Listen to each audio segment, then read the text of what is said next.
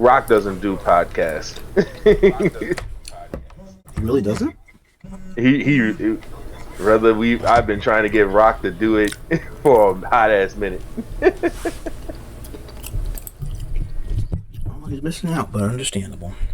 Yeah, because it and plus everybody else is kind of like into other fighting games from different perspectives. Because I already know Beer is currently playing what was it? What is it? Invincible versus, and he's kind of like heavy on it. I know Zante dabbles, but Zante really does. I don't think Zante often does podcasts like that. So Not really the talkative type. Yeah, well, they talk, but I don't think they're just like deep into that whole ideology and stuff like that. Like deep diving into it. Yeah. Okay. Yeah, and when they do it, it's kind of like it's like we either on it for a long period of time or we're on it, say what we got to say, and then dip. Gotcha. So I don't really want to like delve into the juices that much. Yeah, or they just don't do it too often because it's like I said, it's every so often. One of the better, like I said, if Beer was kind of like actively playing the game, Beer would be kind of like the go-to person because he dives in it very heavy. But like I said, right now he's currently like deep into Invincible versus. But when we do talk about these things, you know, we're in it, we talk about it, we get it out the way, and then we boogie. Fair enough. Invincible versus is on my radar to come back to after the what was it, after the beta passed, but I gotta gather more notes from the 10K tournament that passed, and a couple of different people's feelings to get an idea on like what direction do I think the game is gonna go in, and then it gives me an idea on the skeleton of the thesis I want to form the next podcast on it of. Got it. I got an idea of it, but I've got to wait and see first because again, it's still very early. I would rather give it about 3 months, kind of like what I did with 2XKO after its release. I gave it about because we're past the 3 month probation that most games do go through, the honeymoon phase as they call it. Yeah. And honestly, like, because I'm one of those people that want to see every fighting game succeed at this point. Because back in the day, I was very tribal. Like, it's like if you talk shit about Street Fighter, I hope your game fails. Like that used to be me back in the day. Now it's like, you know what? I still love my Street Fighter, but I do want other players to have their respective game to have an ecosystem to play in. Right. Because it all is fair unless you're a Mortal Kombat fan. Damn near at this point, because NRS people got it rough right now. I think that's why NRS people, for the most part, I can understand why a lot of them respectfully went to Invincible versus right now, which makes sense because it appeases to that genre to a fair degree.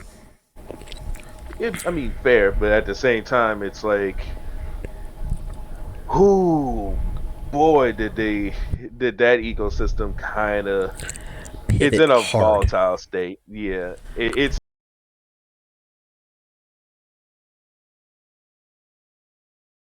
Build off of that, viewers, fans, subscribers, all the same. I want to welcome you guys to the next episode of the Space Bridge, the podcast series here for the Iacon battle circuit on console, sometimes PC.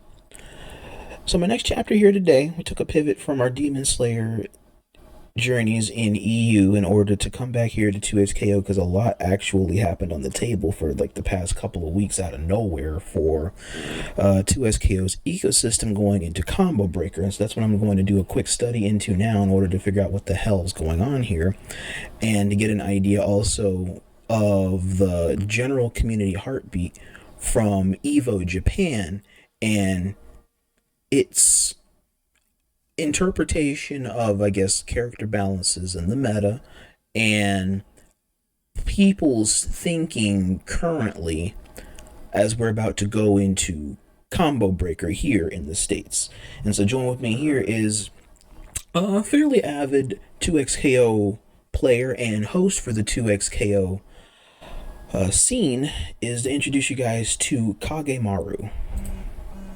Hey, how you doing, everybody?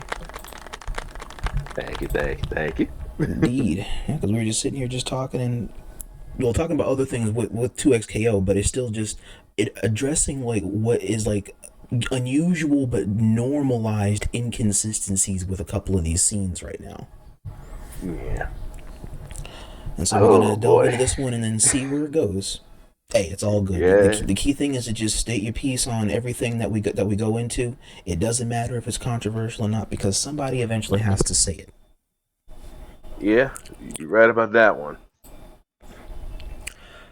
So let's wind a bit back, chat, as we go back into the layoffs and the development direction that happened since then. So you guys already know that it was back in February when they had like the big. It was 2SKO's first major, I believe. Frosties, I think, where I believe so. Yes. where it had its big thing, and then no sooner after that big success happened, layoffs happened. Lay off damn near half the company for doing this shit, or for whatever it is they did. Veterans or noobs, all the same. Nobody was exempt from just getting hacked from the payroll, despite however long you put into this 10-year investment at this point. That's I'm not going to say it's a train wreck, but it's a hell of a train ride. It just gives me an idea on what they. It gives me an idea, but doesn't give me a full idea on what they wanted to do with the landscape and building more on 2XKO from the league background to make the fighting game ideology for it. So, opening up on the state of play. First question. After the layoffs at Riot, did the community become more impatient or more skeptical about 2XKO's future? Oh man. If I were to kind of keep it blunt, it's definitely in the latter because people are hoping that 2XKO doesn't just fall off the way that they're expecting it to fall off. But then at the same time, it's kind of like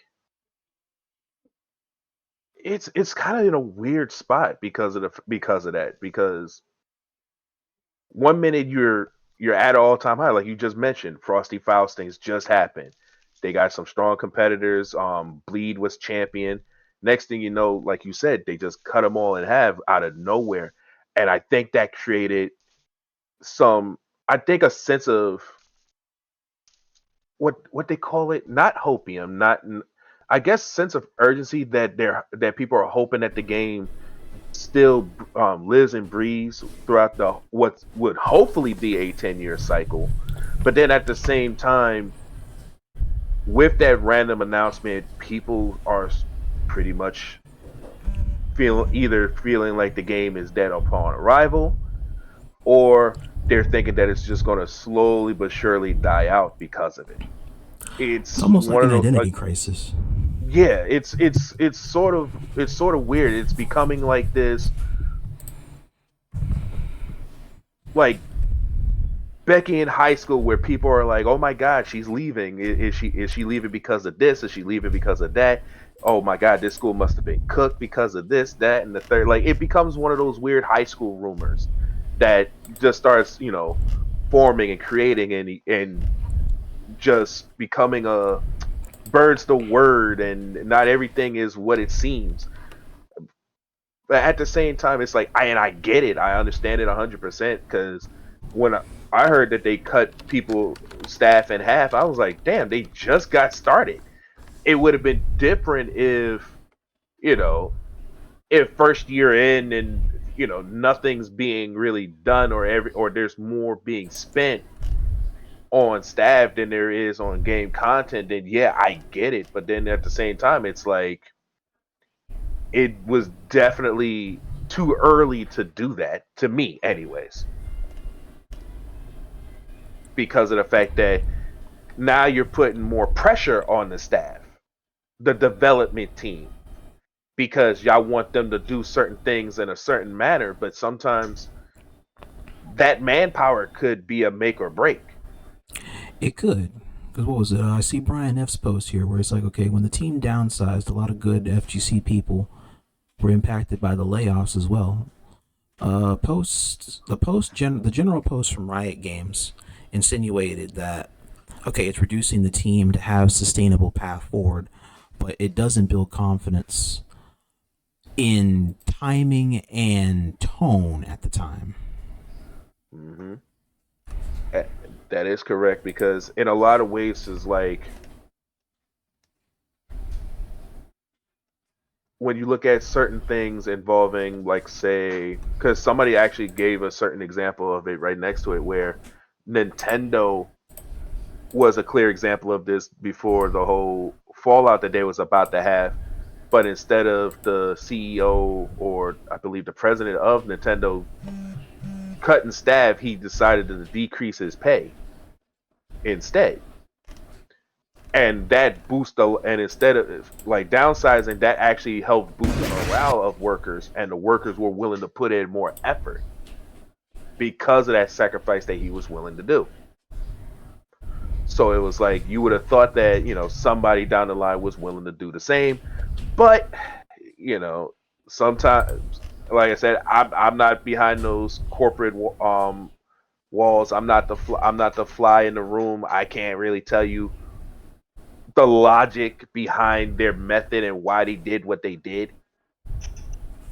I this this might have been because again we don't know whether it's the production of whether like the game wasn't properly marketed as they probably had hoped it would have been marketed.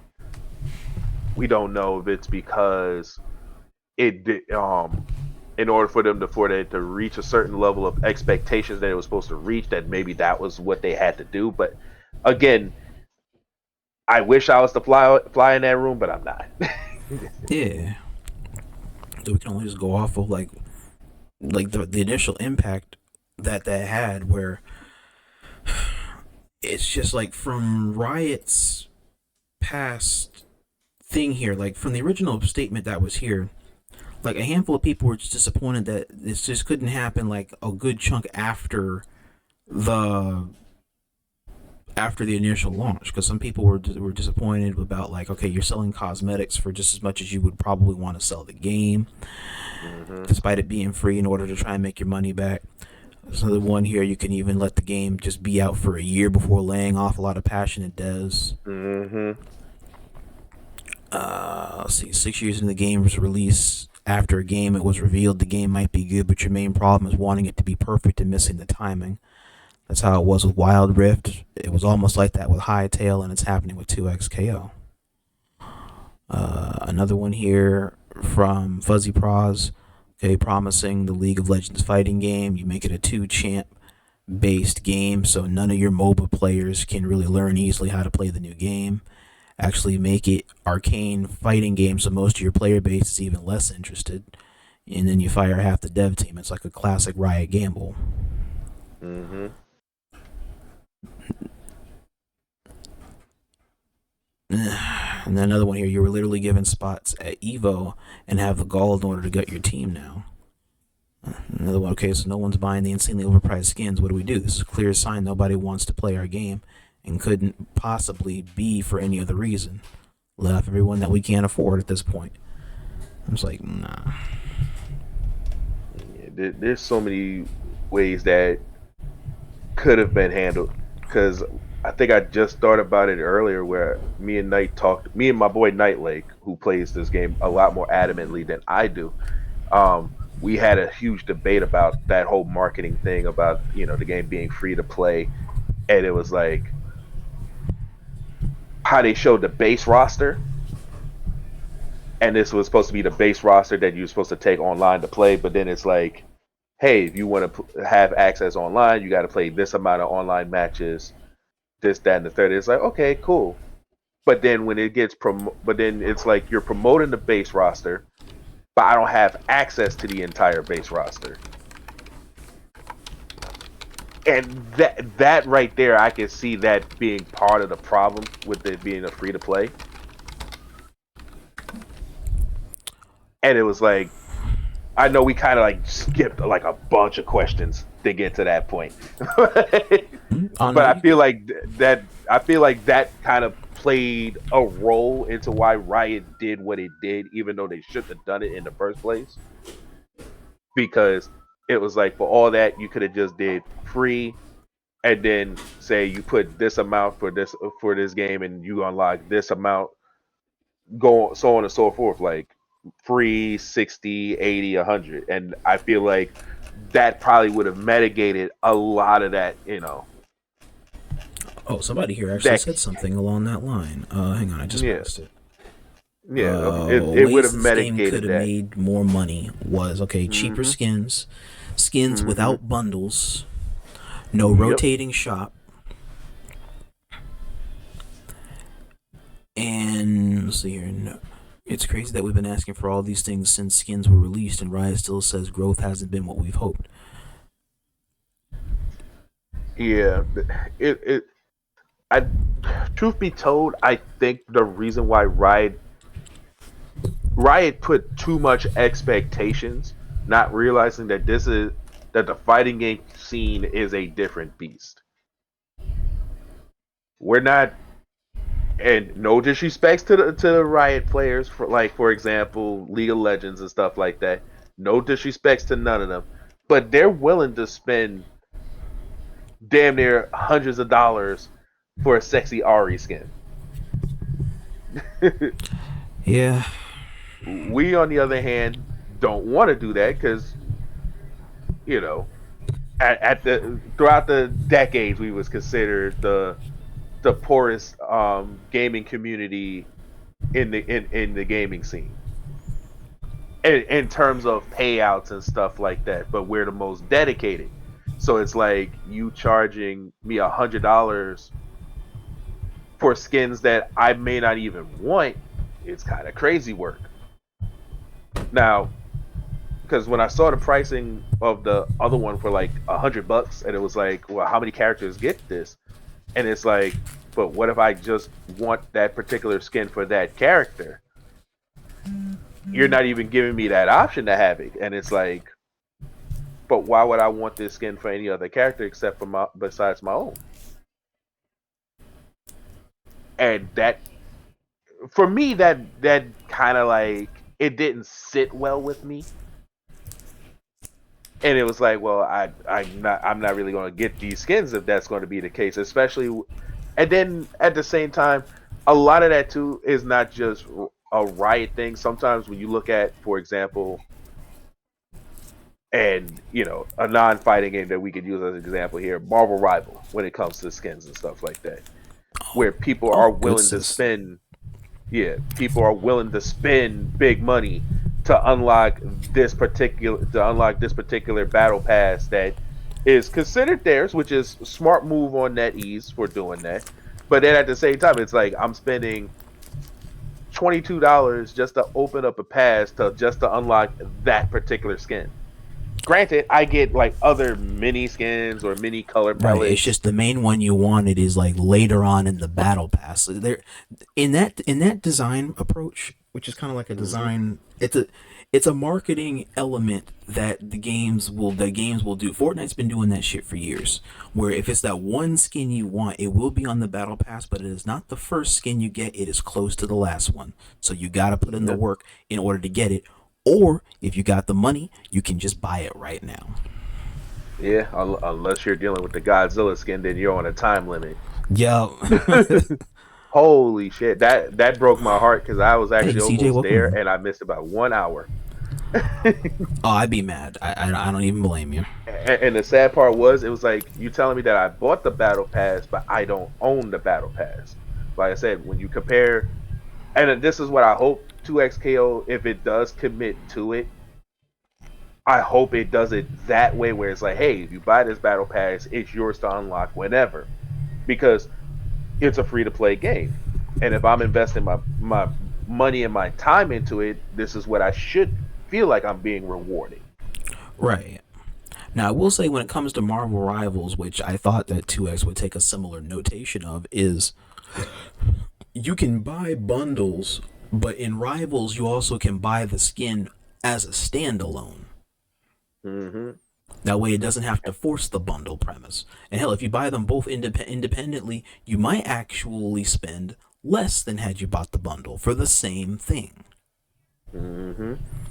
And that was one of those few things where it's like, how do I put it? It's microtransaction that makes sense. It does, because like As Fortnite much as does I that shit hate it. right.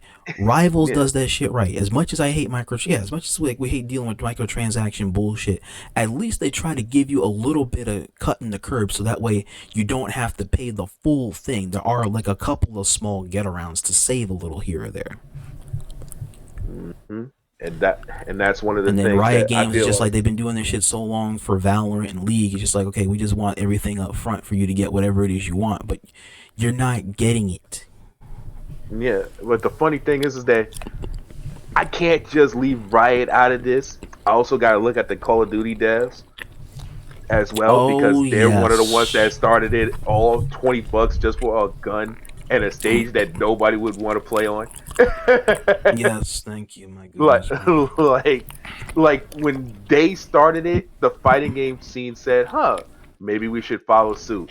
Huh, maybe this will work out for the fan base." Don't get me wrong, Street Fighter, Capcom isn't necessarily innocent there either because of the fact that they had like multiple installations of Street Fighter 2. We've bear witness that different iterations of Street Fighter Alpha, even though it was 1, 2, and 3, and Alpha 3 had different extensions on it, but that at least that was them at the time trying to polish the games. So on and so forth, going Oh, straight I into got you. Street Fighter 4. Like with Yeah, that, same because thing. each era of that, because that was the old era before four, I Hmm. think, or five, where each new patch was basically a new game, literally. Hmm. Pretty much. And that was pretty much what they were doing. They were just trying to polish and balance stuff like that. And it's like, at least I'll give Capcom kind of a pass for that. And no, this is not just me trying to be saying that I'm a Capcom fan.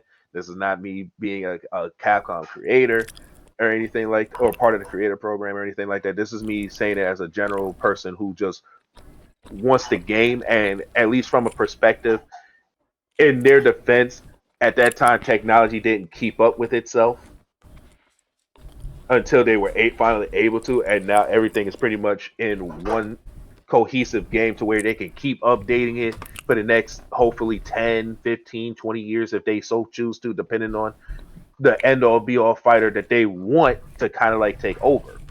And like I said, with going into 2XKO, if I was Riot, at least for 2XKO as the marketing team or the finance team, I would try to take a page because we got to also remember too. This is something for people to know.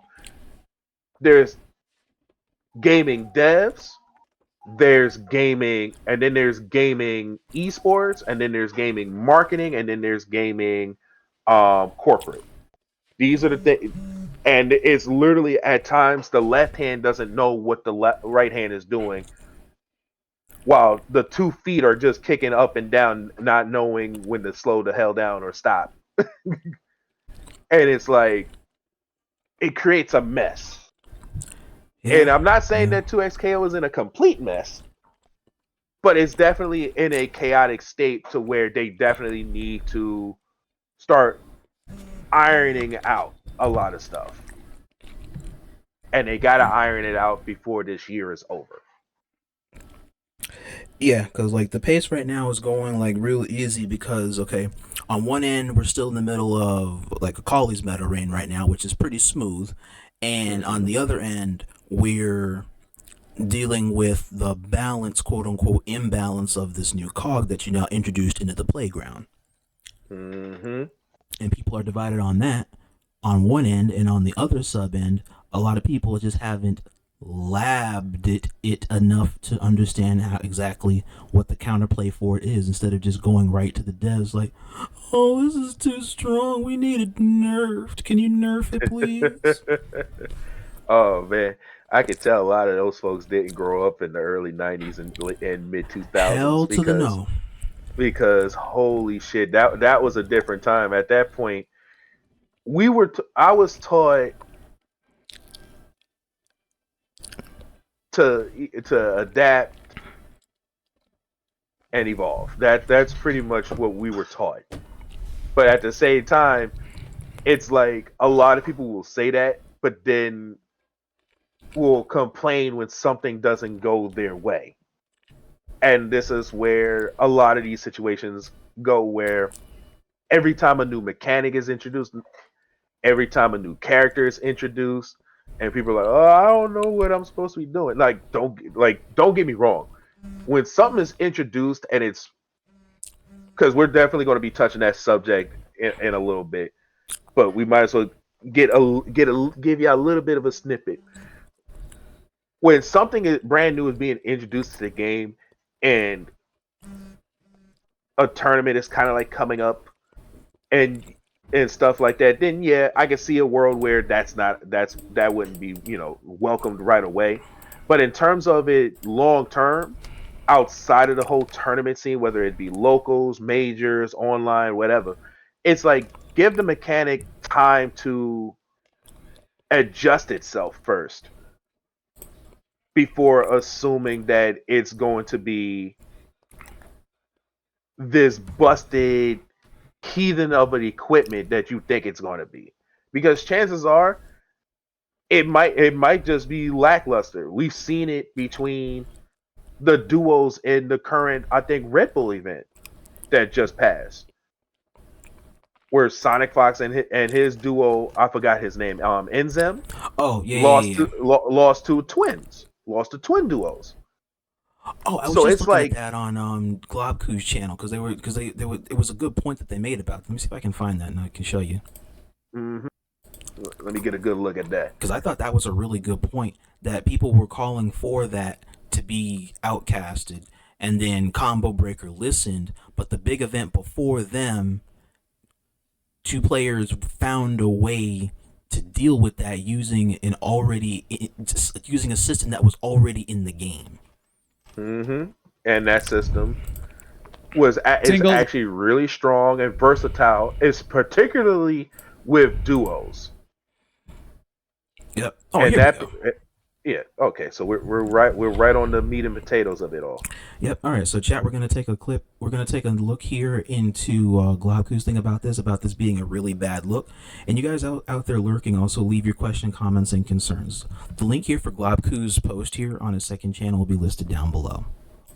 Duo this close to the event. We're excited to see y'all team up next time. All right, so Combo Breaker makes the team fight fuse completely banned, which obviously had different reactions from players. We got Levin with a let's go, and we got Sonic Fox with a boo. So that's the update to the situation. Now, this past weekend, we had a big tournament, which was the Red Bull Knockout. This was an invitational plus an LCQ, but it was a duos tournament. No one was calling for team fight to be banned here, because the reality is everyone's playing as a duo anyway, and this thing is only really broken if you're playing singles versus duos, and the players signed up for singles are now feeling like they made a mistake. So we had this past weekend, and obviously Sonic Fox and Inzem are looking like the favorites to win, because they are the ones that have been playing as a duo this whole time. I don't know if you guys saw how this went, but the grand finals was indeed Sonic Fox and Inzem, and they were up against the Japanese team, Toshi and Haru, which are two twins, and so because they are twins, they are called the two wins, spelled like this. Hang on, the two wins, because 2XKO and stylization, I guess. So the finals was these two guys, or I guess these two teams, Japan versus USA for the big finals, and everyone's still expecting Sonic Fox to win, but that's when the big twist happens. Look at this call out from Haru. Look at this crazy comeback. We got Ari, which is a Sonic Fox, catches on the happy birthday. The team assist comes out, big super for the chip kill, and we only have one character left on the Japanese team. Dashes up, get fucked. The clock is on 2 seconds remaining. Yeah, I makes the remember call that. that Sonic Fox is going to try to take the throw and hits them with an invisible super to win the round right there, and then closes it out. Team Japan actually won the tournament. Now, you may have noticed that Team Japan was not running Teamfight. Team Japan was running Freestyle, which was a fuse that was already available before. You know, Sonic Fox and Inzam went straight Teamfight immediately, but Freestyle has been the strongest fuse in 2xKO competitive history, and it just won another tournament. This kinda is a big deal here. Because, okay, let's get serious and ban Freestyle now too, says Super Noon. Because basically this means that everyone has been calling Teamfight broken, and Freestyle has been in the game for this long, and I guess the competitive community has accepted that it is stronger to play solo Freestyle than duo Freestyle. So this isn't even the strongest form of Freestyle right now, and it just beat the strongest duo in the entire world using Teamfight Fuse, which is supposed to be broken. This is kind of a bad look for Combo Breaker. Now, I am not an expert on 2xKO, and that's why I'm bringing in All right, but there you go.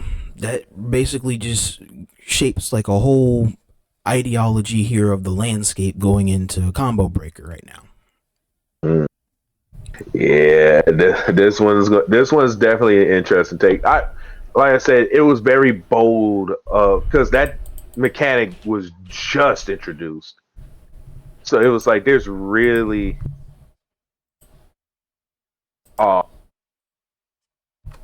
one of those cases where it's like, yeah, it's definitely what's the words I want to look for here?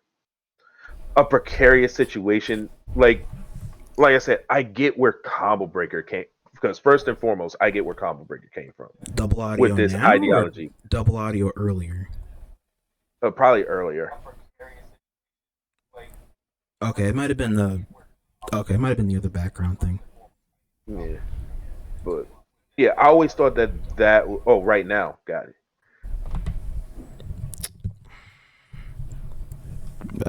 The mic is fine as it is. Let me get a good listen. The bird is the word.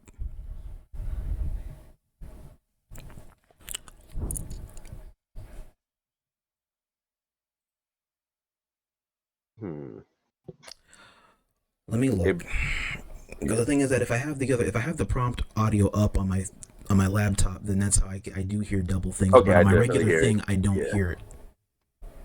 Yeah, I kind of did slightly hear it. Just a slightly. It might be catching something else. All right, I hear it on my phone playback. No, it's not that loud. It's very minuscule. That's not a problem. Okay. All right. So, all right, getting back. Yeah, my fault. My apologies. Like no, getting back into it with Combo Breaker. I think what they did, truth be told, I'm going to be that guy that says it, because what Red Bull did was very bold. Because the mechanic literally just came out. I think at the start of this month, I believe. Yeah, the first call on that came out at the start of this month. Yeah, and the fact that it just came out, like, I get why Combo Breaker did what it did, was because that's too big of a risk where people really didn't have a true answer, like from a perspective, because it's like say a new character just came out, and it's like literally few days before, a week or two before the tournament starts. Most people aren't really going to have a chance to really figure out how that mechanic works, whether the character is going to work, whether you're going to be the one playing them or you're going to be the one dealing with them. And it was the same thing with Team Fight. In truth, we don't know if Team Fight was busted or not, because as we saw in that Red Bull event, Freestyle dominated. And it dominated very well, especially with the twins technically at the helm controlling it. So it's like, I give Red Bull kudos where kudos is due, because that was very bold of them to just let it rock as soon as it just came out. With Combo Breaker, it's like I get where they're coming from, because it's like it's still a new mechanic.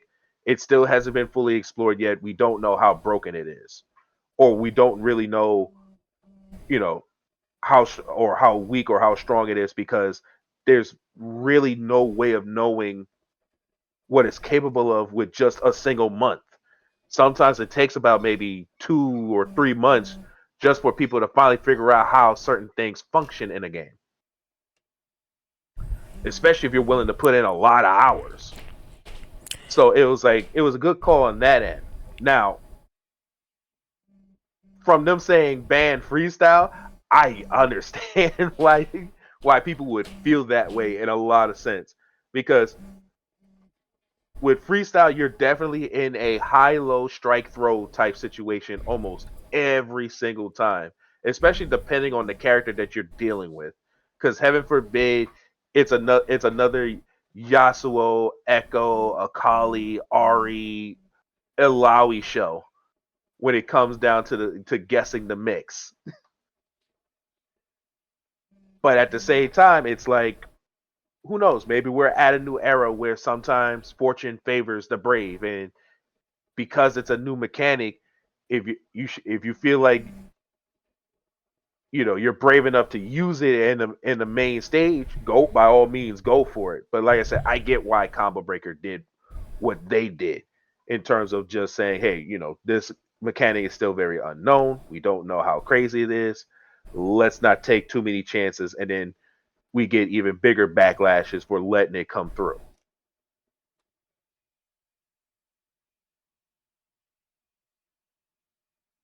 Okay. Let me see.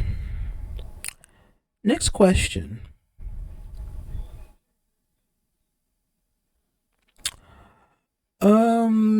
Do you think players started reading too deeply in every dev decision after the layoffs? In a sense, yes and no. Like I said, this is still one of those gray areas. This because it's like you got some of us that are like, oh, half the staff got fired, but they're still doing content for the game. So it's like, and plus it's set for a 10 years or a potential 10-year span. So it's like, okay, it's still going to keep going. They're still going to put in work for it and stuff like that. All's well ends well, you know, despite the deck kind of like stacked slightly against the team currently working on the game for Riot.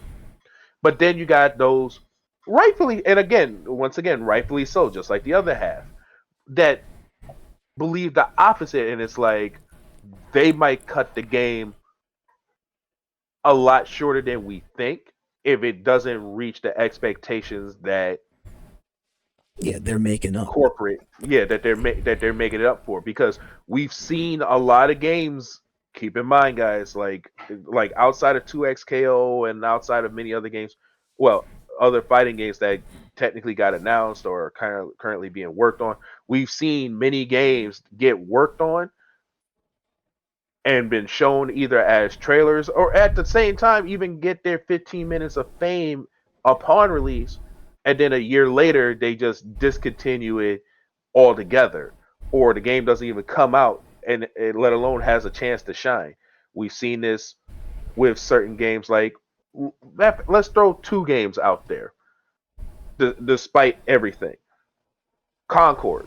Concord was a free to play game. It only had one beta for the weekend. This case in point.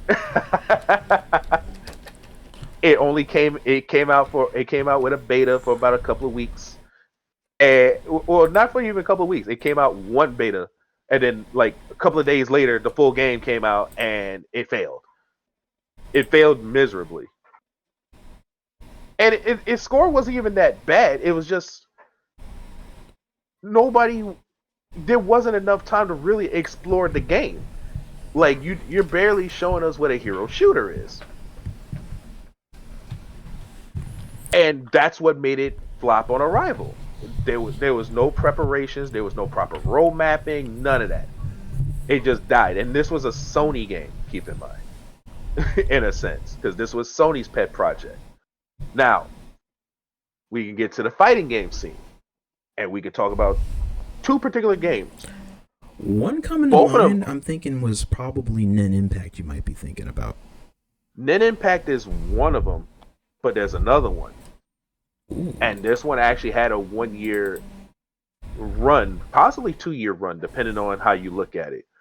Because it's still playable, it still has online scene and stuff like that.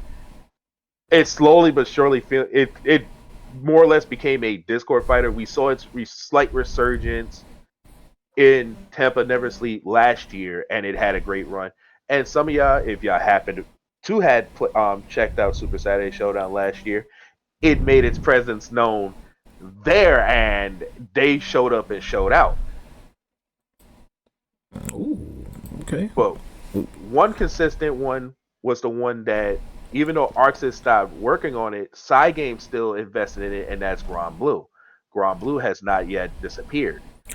And it probably won't, as so long as Grand Cygames Blue supports stays the in the game. pool. I give Grand Blue credit. It has this version of that version of the game right now. Rising is the best version of itself, despite the community's popular belief. Its name stays in the pool from start to finish, and every iteration of everything else that's come and gone right now, or is to the side and can come back later, that's not left the pool.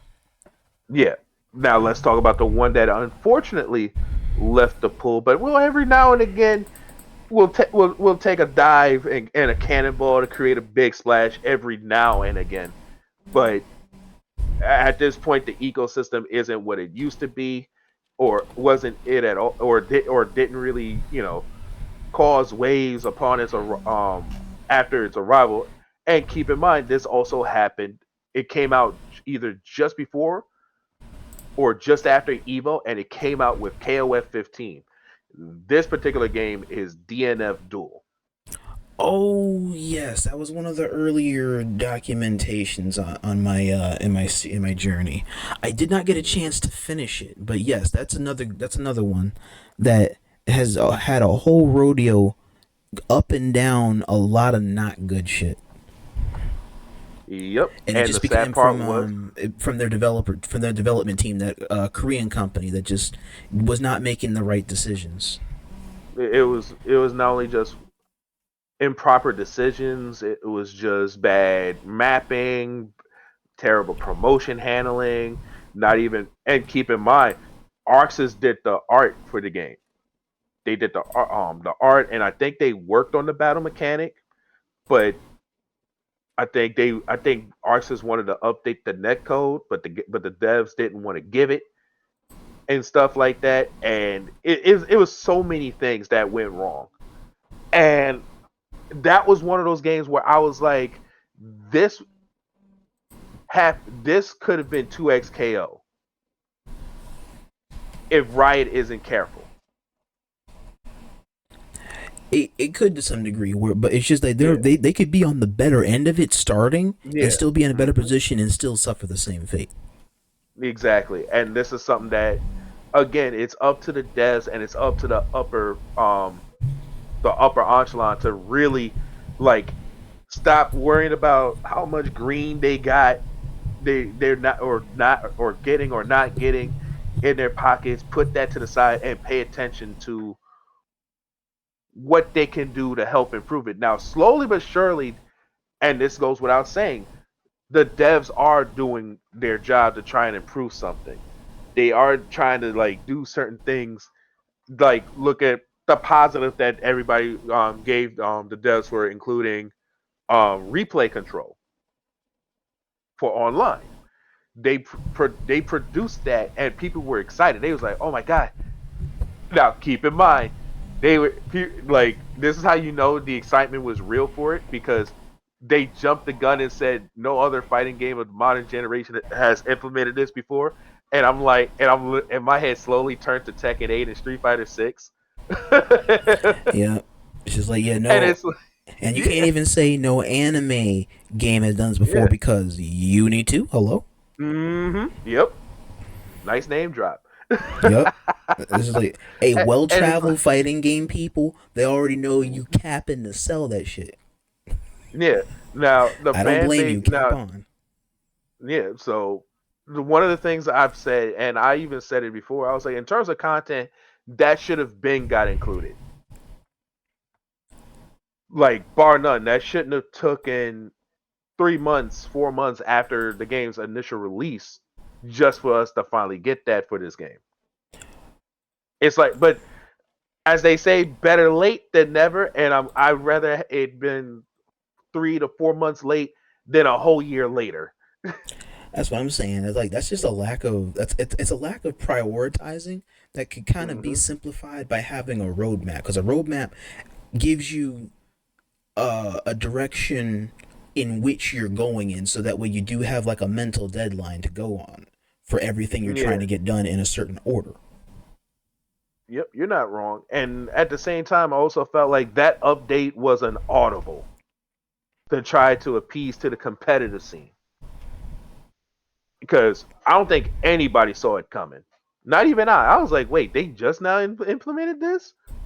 And I was kind of like, I was happy, but at the same time, I was kind of shocked because I was like, this was something that should have been there.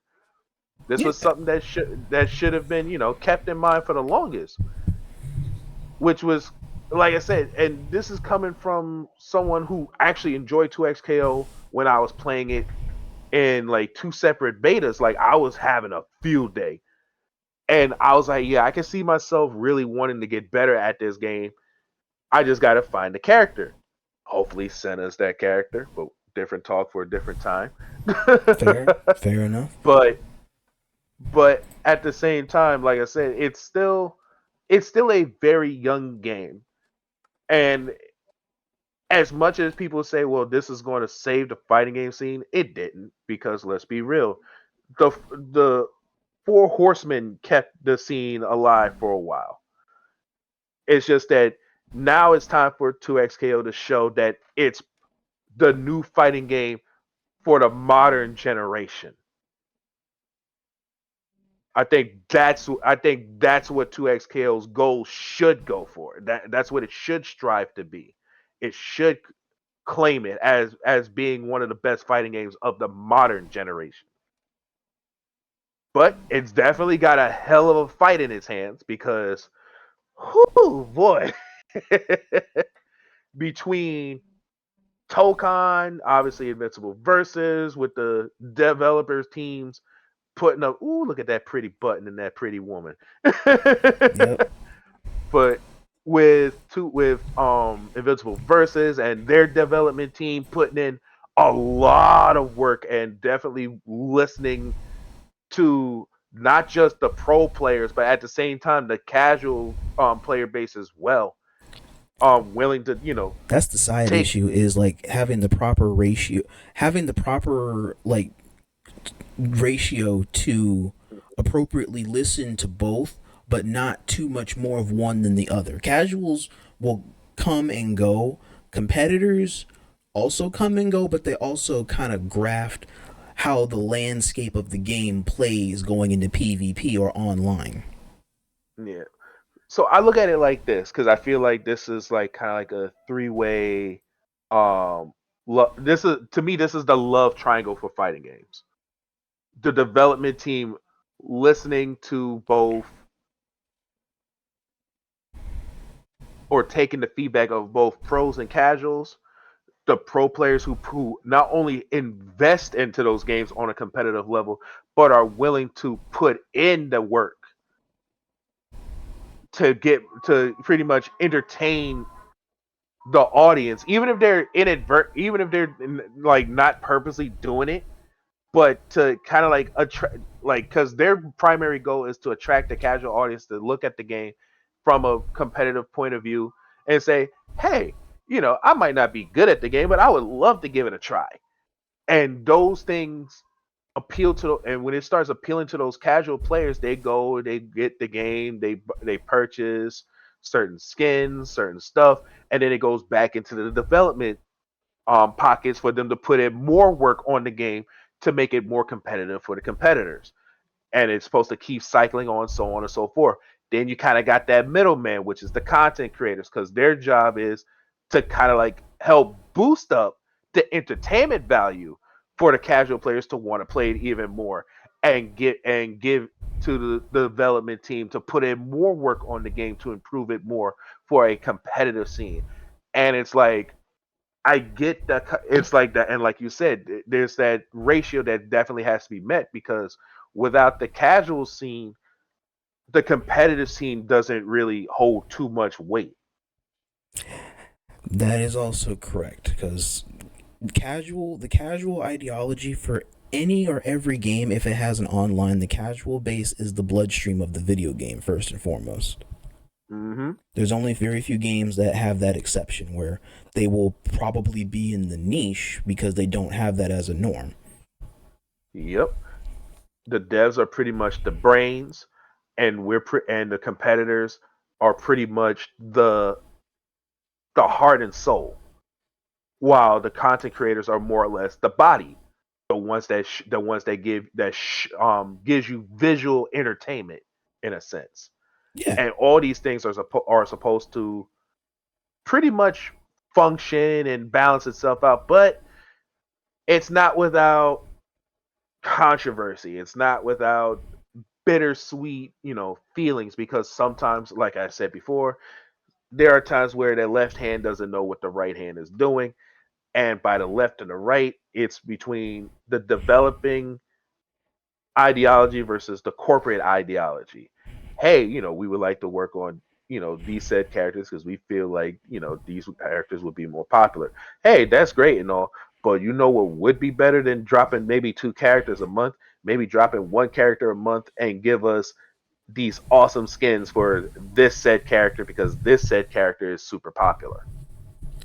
that would do it. Because, like, I And don't see this, why. Because Akali is, like, super popular. Like, she's debatably, I think she's more popular right now in her reign than Caitlyn was during her seasonal reign. yeah, which is funny because because if you're like because I don't play League of Legends, but I do keep up with it from time to time because of I got friends that do play League of Legends. Um, Akali and Ari are almost neck and neck always in terms of popularity. There's another one, and you can and you if you heard of Kada or KDA, they did like a League of Legends video where it featured I think two or three members of the League of Legends character roster, and that ended up letting us know like which of these three or four femme fatales were very popular in the League of Legends scene because they always end up at the front and center, and then especially Akali because Akali is literally right behind Ari, if not ahead of Ari at times, depending on the genre at this point. Because truth be told, I think Akali is more popular in this scene compared to Ari in the MOBA scene. I could believe it, depending upon how she played over there. I'm just curious. I guess she was like a Yeah. poster child for League, I'm guessing. Yes, they Ari like she was. I guess you could say the whole Fox girl look definitely gave her a charm that made her stand out above the rest. And she, I guess, what Chun Li is to us is what Ari is to League of Legends. So she's so okay, so female main character energy. Yeah, in a sense, because she's not one of because she's I think believe she's part of the main league roster. I could be wrong. Like I said, I don't play League of Legends like that. I don't keep up with the lore like that. Hey, it's all good. But yeah, but from what I understood, Ari was always the popular character. Almost every season, she got a new skin, and every new skin that she gets was always, I want to say, appealing visually for the audience. Ari's Even though, definitely. I've seen too many yeah, of her things. That's why I'm just curious why. I'm glad that she doesn't have that treat. Like she doesn't have the mercy treatment over here on 2XKO. I'm just curious, knowing that you're trying to envelop more League LOLs and probably Valorant heads, and casuals and competitive 2SKOs that are gonna go in and delve into anyways, or tag based players. I'm surprised you didn't take the fiscal investment, knowing she has an abundance of skins in her home game. Why you didn't take that route here, or do you not want to try and give characters the baby treatment? Which props to them for doing that in a fiscal maturing routine. Yeah, that part is a bit on the tricky end. I don't know why either. Because in truth, if they was going to do all that, they could have. Because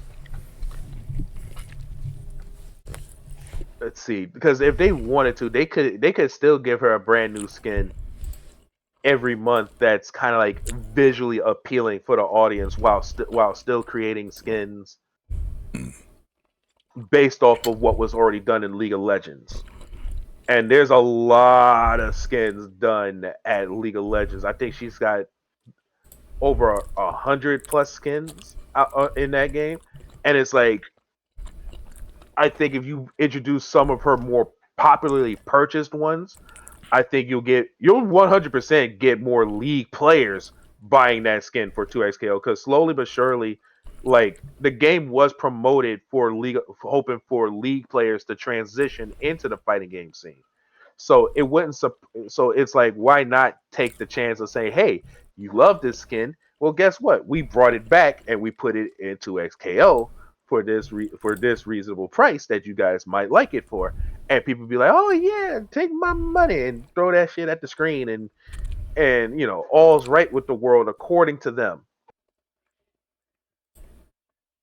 And it kind of just didn't go the way a lot of people expected. Instead, they went for more, I guess you could say, what's the words I want to look for?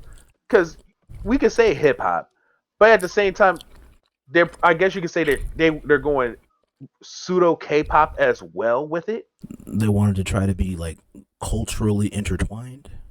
Yeah, I think that's what they're gunning for. They're going for that culturally intertwined meetup between different cultures. But at the same time, it's kind of like it's not always necessary to do it because sometimes you're just better off just following the blueprint that was already there and just let it rock.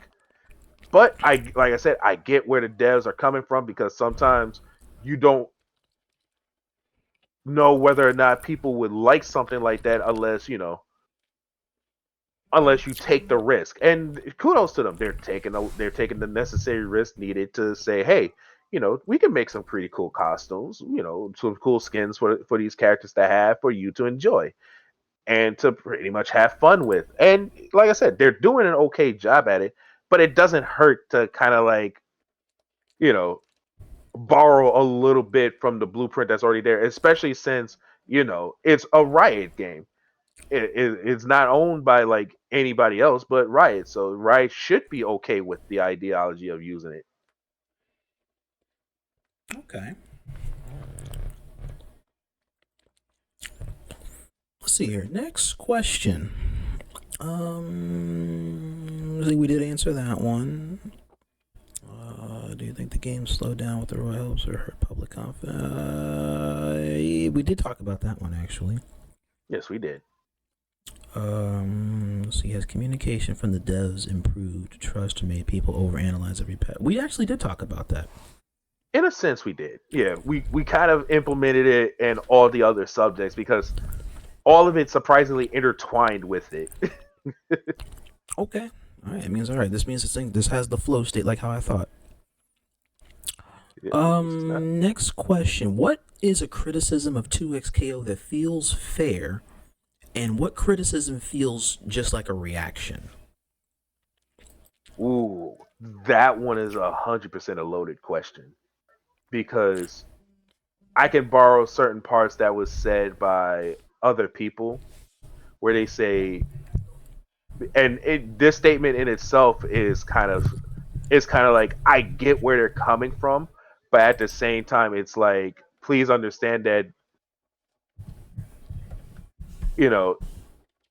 there's a little bit of transparency that you got to look at it between, and that is that they said because from a from his perspective, and I don't know if you can find the clip, but he said that 2XKO was a damn near perfect game, if not for the fact that they didn't include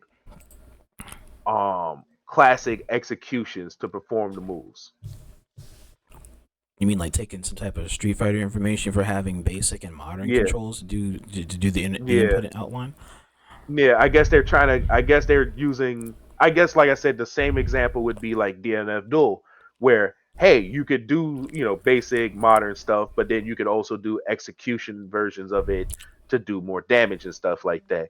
And I think that's what he stated out.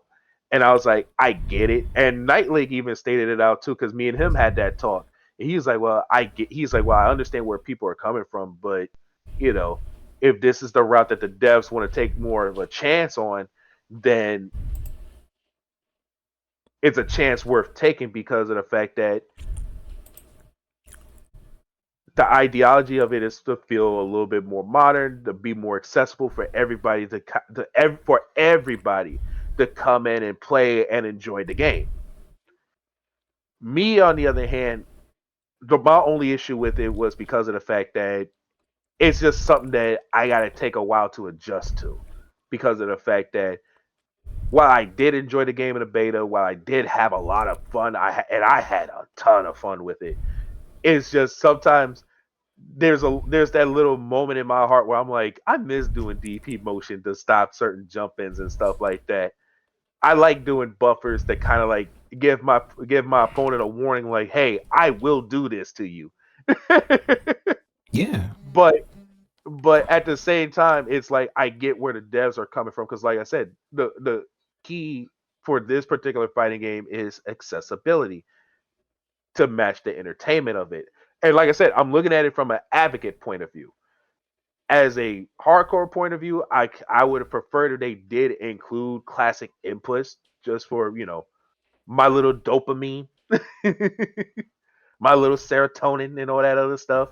But from a business point of view and from an aspect of looking at it from an angle for everybody to want to enjoy both casual and hardcore, I understood. I was like, okay, cool. And like I said, a lot of people will. There's not really a lot, but there's those loud small groups that feel very differently about it. The other thing I've had talks about was I believe I talked to a homie and I asked him, well, how come you don't want to play the game? He was like, it's just something visually about it that doesn't appeal to me. Which I look at it, I'm like, well, visually it looks great, but I guess he didn't like that. I guess he wasn't a big fan of the usage of the arcane-esque art style to where it's Well, I kind of see what he's getting at, but they didn't yeah, make it a 3D or a 3 point or like a 2.5D. Not completely. yeah. It's like they chose the animation style similar to Grand Blue and Fighters, but on a hmm different engine, which is why the animation or still animation movements feel really smooth.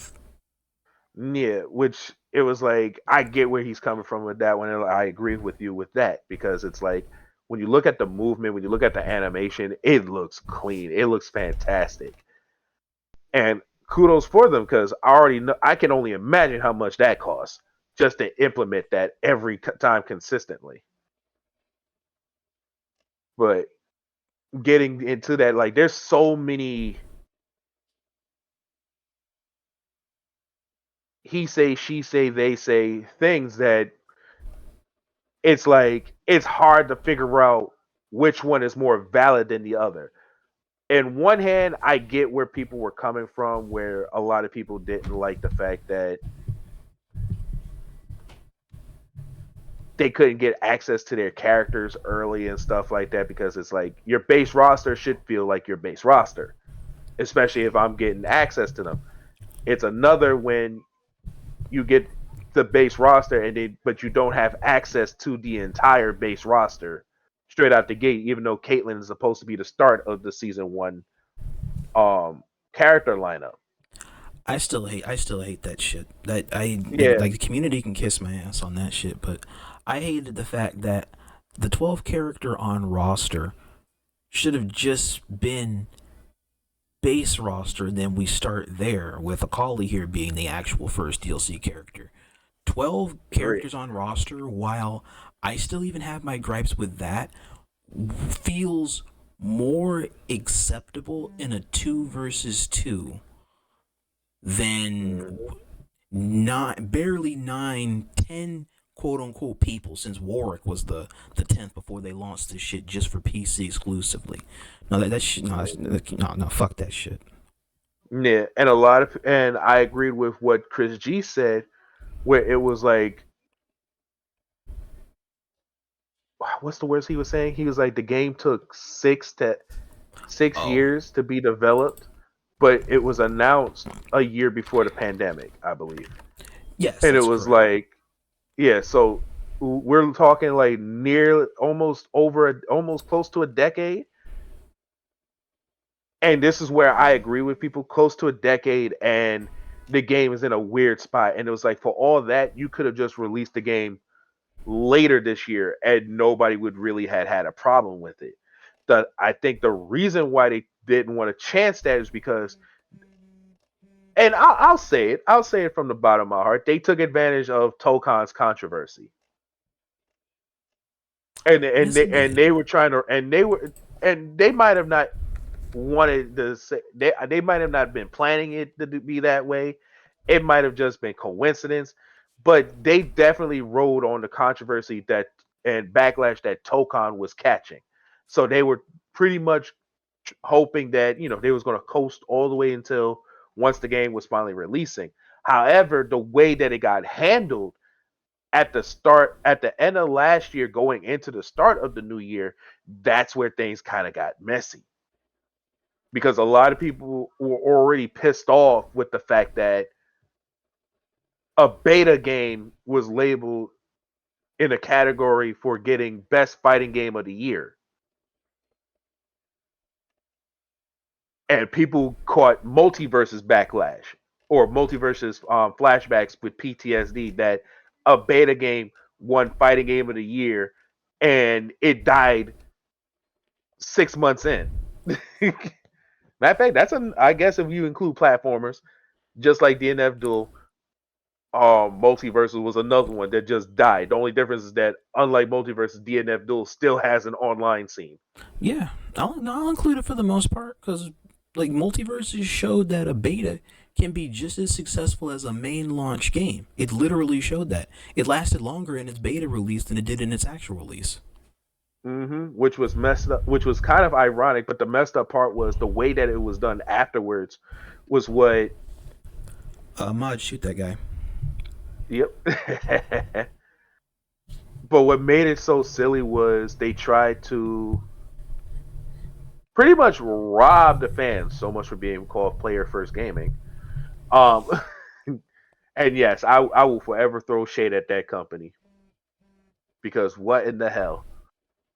But needless to say, when you look at situations like that, it's like, yeah, a lot of people really didn't want to XKL winning. A lot of us, in spite of the controversy this game still currently has, people would have rather had saw City of the Wolves win. And boy, oh boy, City of the Wolves, again another conversation for another day. Because the game is great, the visuals is great. The problem is everything else around it SNK. And I'm not gonna lie, I refuse to shill for something that doesn't fit my moral high ground, I guess, in a sense. Even though there's a gray area with that, but even then, it's like, eh. Okay.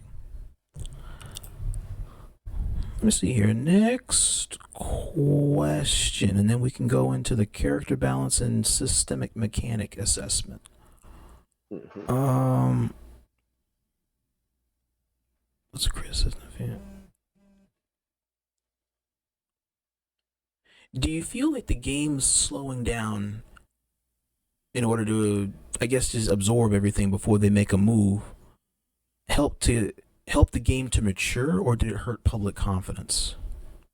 In terms of slowing down, you mean in terms of like game mechanic, or in terms of how the players are playing the game? The game's slowing down. I feel like in terms of like how the players are playing the game. Like, That could be the case. because it's Um, kind of figured out to a decent degree right now that you don't have to like rush to the answer. mhm. Like that one, it's not even loaded. It's just there's so much that we can go on with this one. Like this one, we could talk about it until the sun rises. But the kind of from a excitement point of view, it did get. And this is somebody who watched that set. I did get bored fairly easily. I did. From a visual point of view, it did. The way that they were playing definitely made the game feel, in terms of visual appeal, a bit stagnant in my book. Like some other people would feel some other type of way because I've watched Lotus react to the match, and I saw some of his cool reactions to it. But then it feels like when I watch it, it's like this doesn't. I feel like each attack doesn't feel like it has weight to it because it feels like at any guy given moment, shenanigans are going to happen. And for the most part, I don't know. that'll be the case. Yeah, yeah. Like I don't know if it's because of the fuse. I'm not sure. I don't know if it's because a lot of people, the way that they're playing, they're trying not to take risks because it's a high damaging game. I don't know if it's because the fact that the game is 2 rounds instead of one with 2 characters. Like there's so many like variables that you can go at with this of why it feels the way that it feels because we did. I don't know if you saw the round robin that took place a while back, when I was hosting the event, but 4 hours was first to 3-2 for 4 hours for 6 players. That was ridiculous. And it took a while, and it was like Jesus, why did it take a while? And I feel like I won't say it's like Smash Brothers level of boring. And if you're a Smash fan, I do apologize, but at the same time, I'm not sorry. Like watching that game, it put me to sleep at Evo, but but it feels like as the matches go on and as they progress, it feels like players take less risk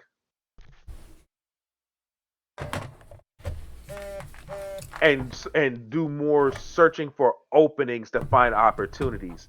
And like I said, when you look at the most used fuse throughout the entire tournament, which was freestyle, like Right. that game, like that mechanic gives everybody everything. Like you don't even need DHC. What is that? Double down. You might get more damage, but you're not gonna get cool reset situations. Like you're not gonna like that's not gonna help you open up hard defense and stuff like that. Juggernaut. Why would you want to struggle playing with one character when you can have 2 characters and just mix the hell out of people and get more opportunities that way? Like a lot of that I feel like in terms of where it is because of, like I said, it could be several ideologies. It could be because of the way the players are playing. It could be because um how the mechanic rewards the players, so on and so forth. Like all of that plays a major big role. And those major big roles can cause a game to kind of like reach a stagnant point to where it's like, yeah, this game kind of dragged a little too long. Like I see people try to get excited at the event. Like I've like, okay, how do I put this? When PAX East, because that's a good example of it, versus Tekken 8 the last year. Tekken 8 last year, in terms of visual appeal and gameplay and stuff like that, despite the controversy that it had during its time at PAX East, it still had a great run. It had a large crowd. There were some exciting moments. The seats were packed from all sides. But as soon as 2XKL had its time to shine in the sun at PAX East, there was barely anybody willing to sit down for too long.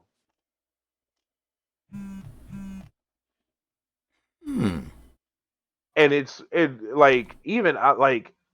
granted, I fell asleep because I was tired. I was enjoying myself. I was playing a shit ton of games that I didn't think I was going to be able to play, like Halloween and stuff like that, and still had a blast. Got to do some couple of cool things with universes. Again, subjects for another time. But getting back into the whole 2XKO thing, there was barely anybody really competing, and that's what separated it from Tekken 8. And that was, maybe it's because it's the competitive scene. I don't know if it has anything to do with certain situations, like examples, like people don't really want to play with Sonic Fox in Guilty Gear Strive. And from what I was told, when Sonic Fox got his hands on Guilty Gear Strive and was trying to learn the game, and to no surprise, he was learning Happy Chaos. And yes. yeah, that again, it's something else. And a lot of people just rage quit on him before the game even starts, because a lot of people just don't want to deal with him under those circumstances. And he was like, "Yo, I really wanted to learn the game." I was like, in my head, I was like, maybe you should have played a different character. Because people know about you, and they're aware of the characters that you're willing to play. And you picking Happy Chaos, especially when that character was as busted as he was, and from what I understood, still is. It's like, I don't think people really wanted to chance it, and I feel like, I don't know if it's a Sonic Fox thing where the moment he shows up in the scene that people really don't want to play the game like that. I don't know if it's because of that situation, which, if it is, it kind of doesn't surprise me. But at the same time, it's like, that shouldn't be an excuse for you to not want to play the game at all. Like, this is your chance to beat an evil champion. Like, he really didn't stagnate Dragon Ball Fighters like that. Granted, he and Goichi dominated that scene for about 2 years, but then which, I'm not gonna lie, as soon as they left, though, that was when Wawa and another strong player, Hikari, the one who won that event, took it all and just dominated with an iron fist. But again, it's kind of tricky with that one, because I feel like, especially when people are still trying to figure out how duo works, and people are trying to figure out how to deal with duos. It's like, as well as dealing with the 1v1 situation, it's like a lot of that plays a big role in their own right to why the game feels the way that it feels from a visual perspective.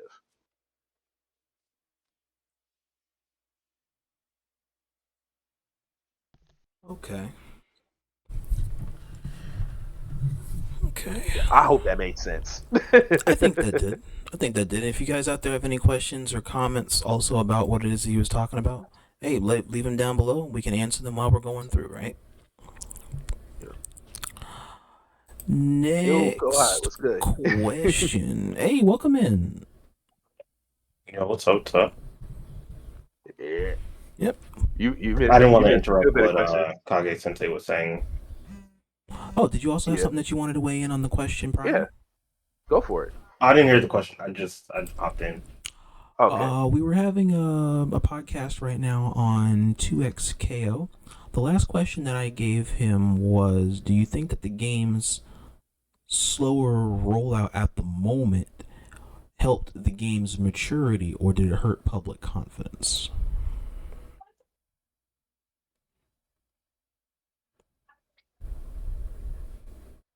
I do feel like they should have released everything like somewhat at the same time. Like in the aspect of console to PC. I do feel like PC had it for way too long.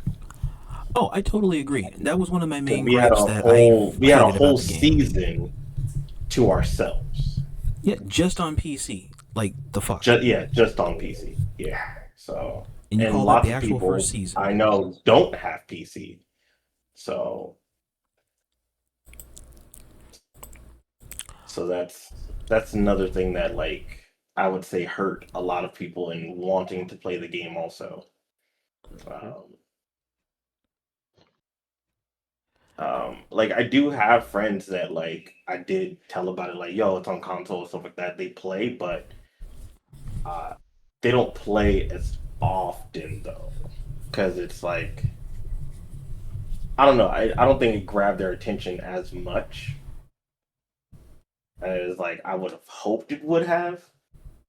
So, Well, after they had a Uh, chance to like really like try it for a set amount of time and really get used to like the nuts and bolts on how it plays with its tag formula compared to other preceding tag games and their formula, it actually yeah, incorporates a decent amount of influence from other tag games. And like it's got a little bit of fighter's yeah, touch it in does. it. There's a Yeah, bit of BB tag. There's a little bit of Skullgirls in it. So there's a little bit of everything mhm. that's had a popular itch to scratch. Yeah. Hmm. and Yeah, team like fight now was when they added the team fight, I was just like, oh, like this is Soulstone. Like yeah, this is crazy. yeah. For me, it's Cross Assault from Cross Tekken. I just took it as Soulstone from Marvel Capcom Infinite. That too. Yeah, It's definitely the latter of the two, especially when like if you're playing it singles, it's definitely the Soul Stone. yeah, If yeah, you're yeah, yeah, yeah, yeah, yeah. when you're doing it duos, it's Cross Assault from Cross Tekken. Yeah, yeah, Oh, so yeah. there's I remember layers to that. Yeah. this. Yeah, because if you ever looked at Street Fighter Cross Tekken's Cross Assault, when it comes to when it comes to singles, like the PC does everything on its own. It's not like controlled at the same time, like how duos of 2XKO's team fight is in comparison, like he said, like he mentioned earlier, Marvel Infinite or Marvel vs. Capcom 1, I guess would be another good example of it, where Oh yeah. they could come in at the same time and just hyper combo while the other you control goes in and does a random attack and stuff like that, so on and so forth. But when it comes to the duo thing, if you're familiar with Cross Tekken's Cross Assault, and if and I guess like if you guys want to look it up, the team Anbu with Street Fighter Cross Tekken, the way they play Cross Assault is nasty, and I feel like Team Fight has potential to be that nasty Cross Assault in a sense if they know how to implement it correctly.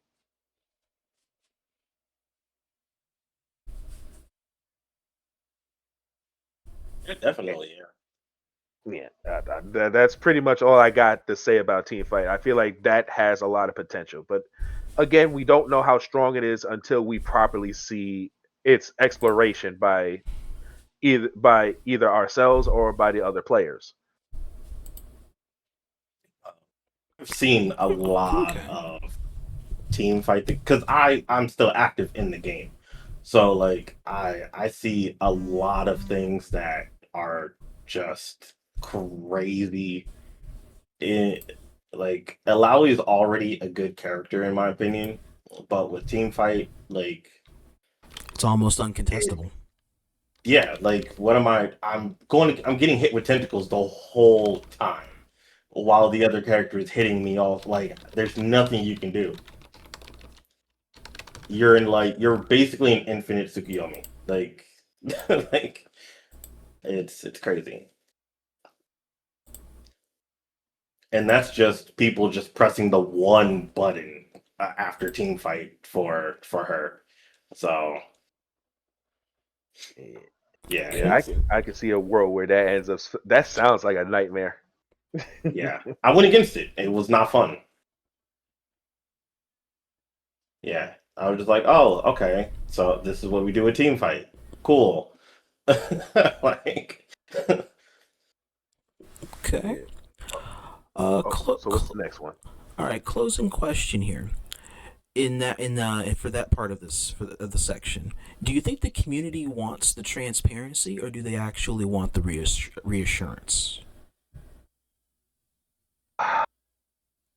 In terms of transparency, you mean in ways of how the content is being distributed, or are you referring to the ideology of listening to the fans of how the game should be ran, or because there's a lot of transparency that could be from different Yeah, there's a angles. lot with the community that, yeah. So in this regard, I will say the the angle of content distribution. Okay, that one, it's I definitely I believe more transparency, because the transparency will lead into having the confidence in the developers to do what needs to be done. At least from my perspective, I feel like as long as the developers, and as long as, again, the corporate half of everything are willing to listen and keep in mind of what's being said, it doesn't have to be the negative feedback, or the pot, or even the troll feedback. It could just be the constructive criticism, to where it's like, okay, we see what you guys are talking about. We understand that this is probably more in the norm, because, again, this isn't a right. You're not trying to appeal to a riot community right now. You're appealing more to the fighting game community right now. And it's like, because let's be real, a lot of those league players, some of them are, because, like I said, because we just saw some of the clips that you showed with Lily Pichu and Fuzo and all of them. They came from League of Legends learning fighting games, but we also have to keep in mind the transparency of it, that they were willing to learn these fighting games. They were willing to put in the hours and the blood, sweat, and tears that we're willing to put in to not be called an outsider. But keep in mind, just because they're willing to take the plunge doesn't necessarily mean that the community that they lead the charge of is willing to come in and dive in with them. So Okay. creating that transparency creates that reassurance for the fan base, because by you creating that transparency to where the fighting game to a point where the fighting game community itself is willing to hear you out and say, "All right, y'all willing to do this, we're glad that you're able to listen to us to some degree, and meet us down the middle," and that creates reassurance. Because sometimes one does not really work without the other, because in order for a reassurance to happen, something has to give. Okay. Next Yeah, I agree. question. Oh, you can go ahead and add to that if you like. No, I'm saying, like, I agree with that. The game necessarily isn't catered to, like, the fans uh of Riot or like League of Legends per se, with the whole fighting game mechanic thing, right? It's more so for people that have played all of these other like fighting games before, right? Um, and then the part that I would say is catered to the fans of League would be like the costumes and skins and stuff like that, where people of the FGC community, that's mostly their complaints is about the costumes and skins and stuff like that. Yeah, they'll complain about Yasuo and Echo being too strong and stuff like that, right? Yeah. I was like, but their main issue, from what I've gathered of hearing a bunch of, like, on Twitter, reading on Twitter, hearing other people's streams and stuff like that, their complaint is, oh, costumes cost too much. When people on that play League spend a lot of money on Mm-hmm. costumes anyway. Yep. Funny enough, that's Because like a I've been fair. told that those costumes aren't cheap on there either. Mm-hmm. Right. So that's why I was saying, like, it's a split. It's It's not the fighting game aspect is more so towards people that play fighting games.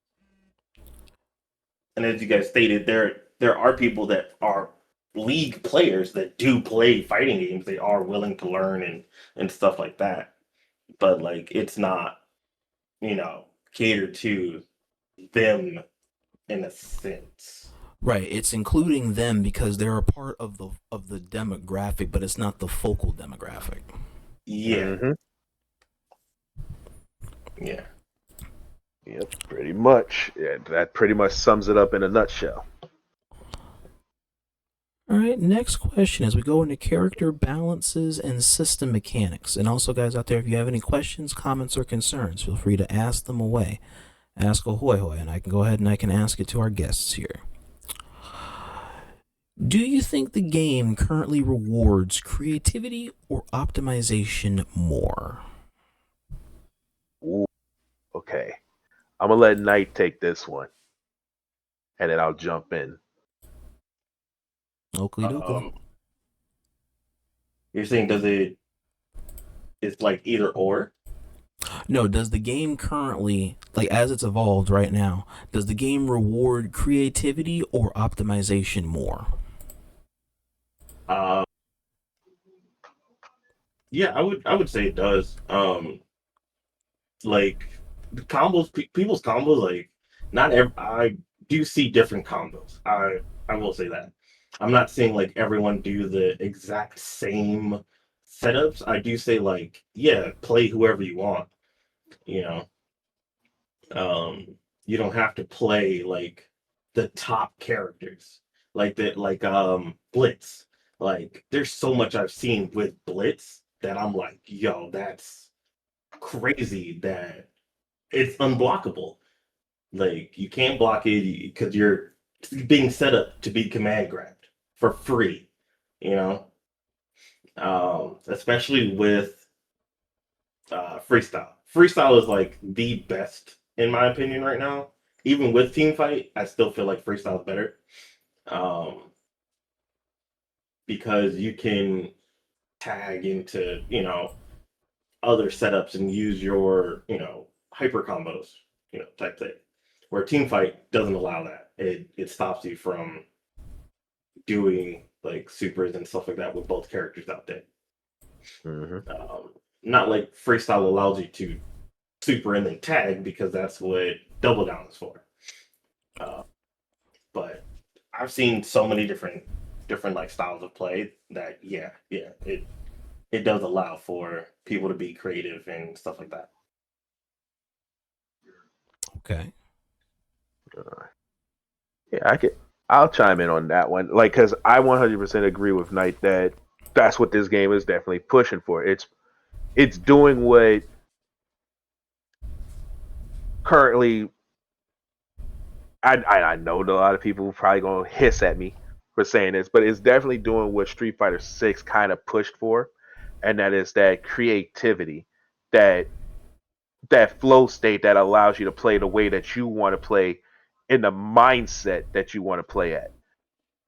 Only thing I would probably add on is that when it comes to the competitive part, I think it definitely rewards more optimization more than anything.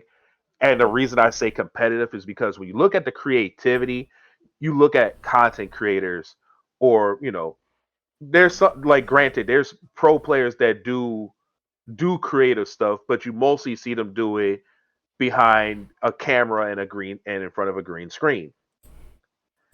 And you see them work their magic with a lot of these things, saying, "Hey, guys, check this out," and then they do something really cool, and it's something that does work wonders, and the character under the right situation functions the way that they're supposed to function in terms of creativity, in terms whether you're going for long combos that could potentially TLD, to nasty little reset setups that you normally wouldn't see right away until after you start looking at the tournament scene.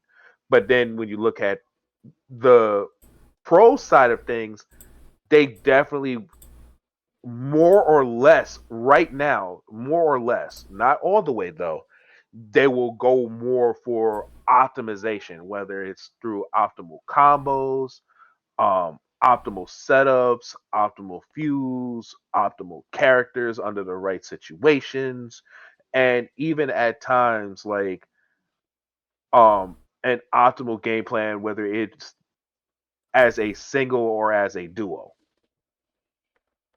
I feel like those things that I think that those definitely play two sides on the same coin in a sense. But 100%, if you're looking at from what the devs are pushing for, it's 100% towards player creativity in the fighting game. Okay. All right, that's 2 for creativity. So I guess in that, yeah, creativity can lead to a lot of differing ways of seen and unseen optimization.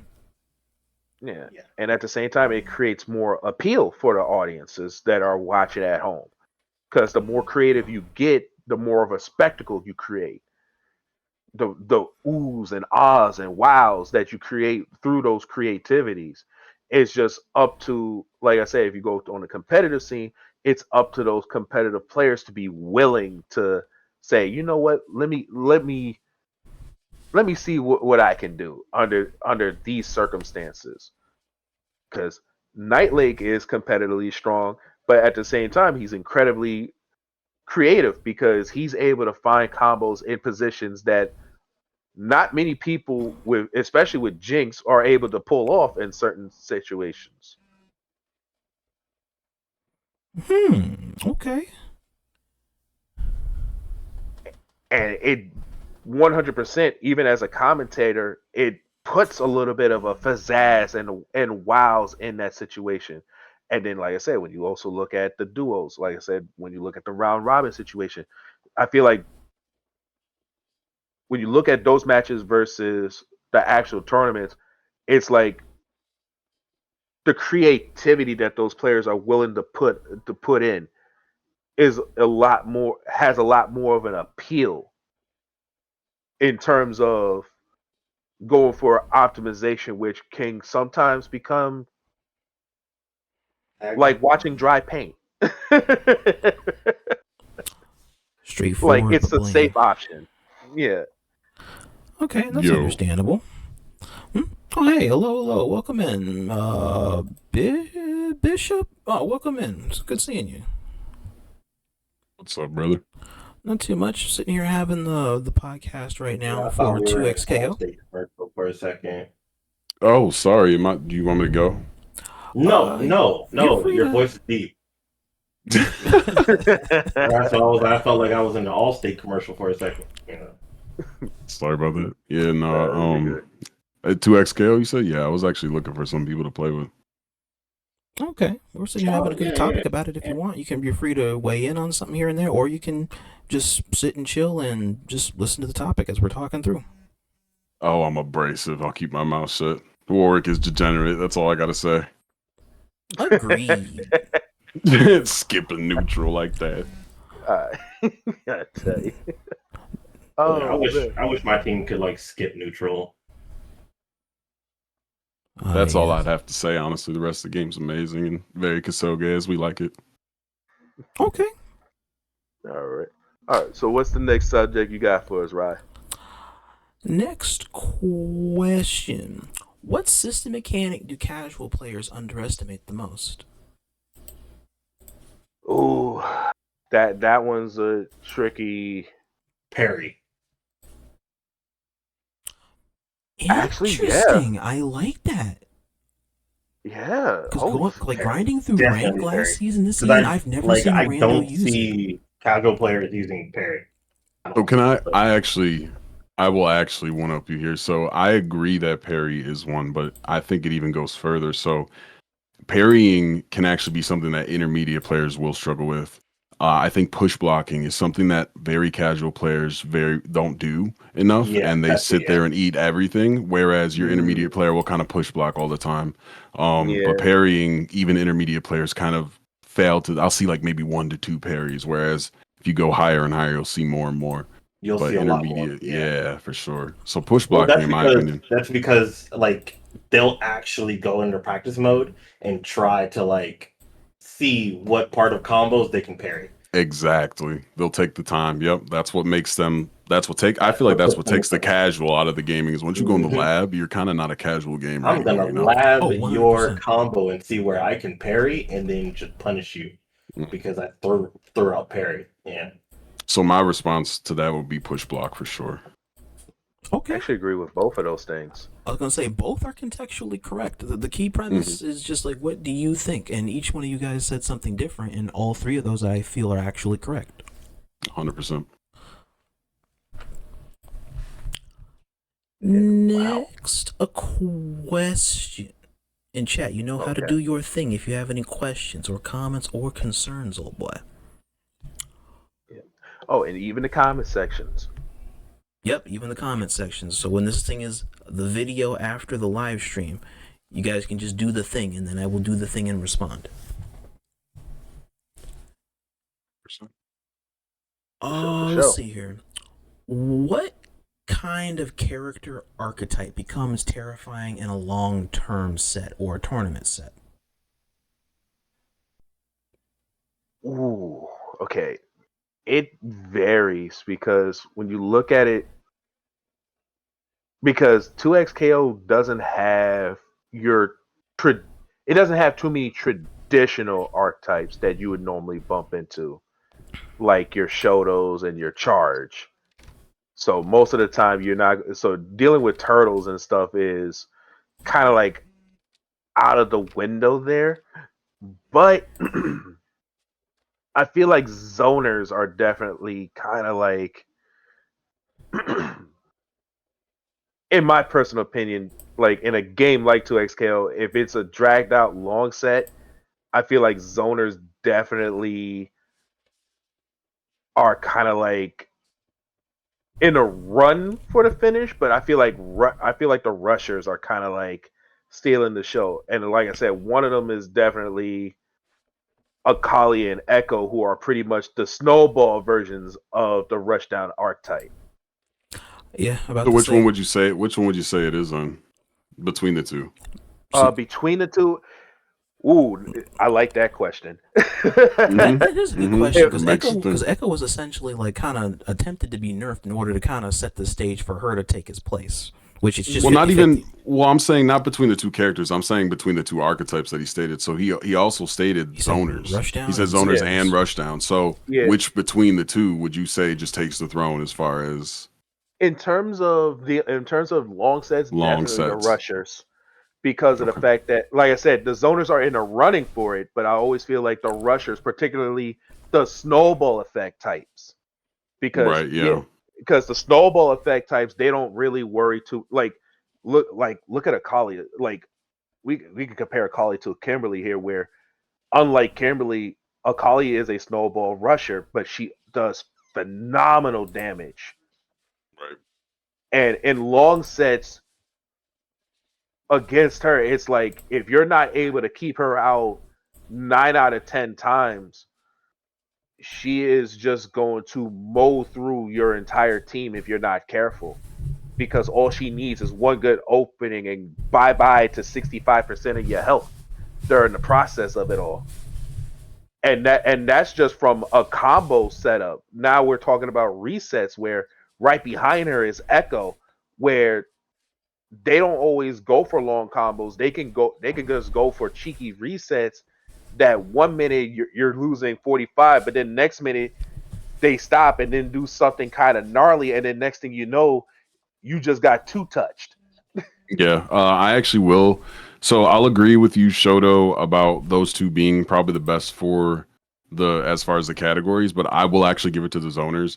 I will say too, one thing to add on to your Echo Akali statement there is that they have some of the gnarliest assists in the game too. Echoes lasts forever. It feels like a lifetime before that thing goes away. And then Akali is her super assist is I've been killed with it more times than I'd like to Yeah, admit. the super assistant. So they have some pretty gnarly assists too. But I think zone because Chip exists in this game, I have to give it to Yeah. zoners, and you Yeah, can I would die off agree. Chip, I would agree. I would give it to zoners Oh yeah, too. that is true. Especially if especially you have Jink both level your 3. characters. if you have both your characters and you're using freestyle, like Mm-hmm. it's really hard to try to get in because I'm covering. Because I used to play Kate Jinx, and I would make people run out. I would use time.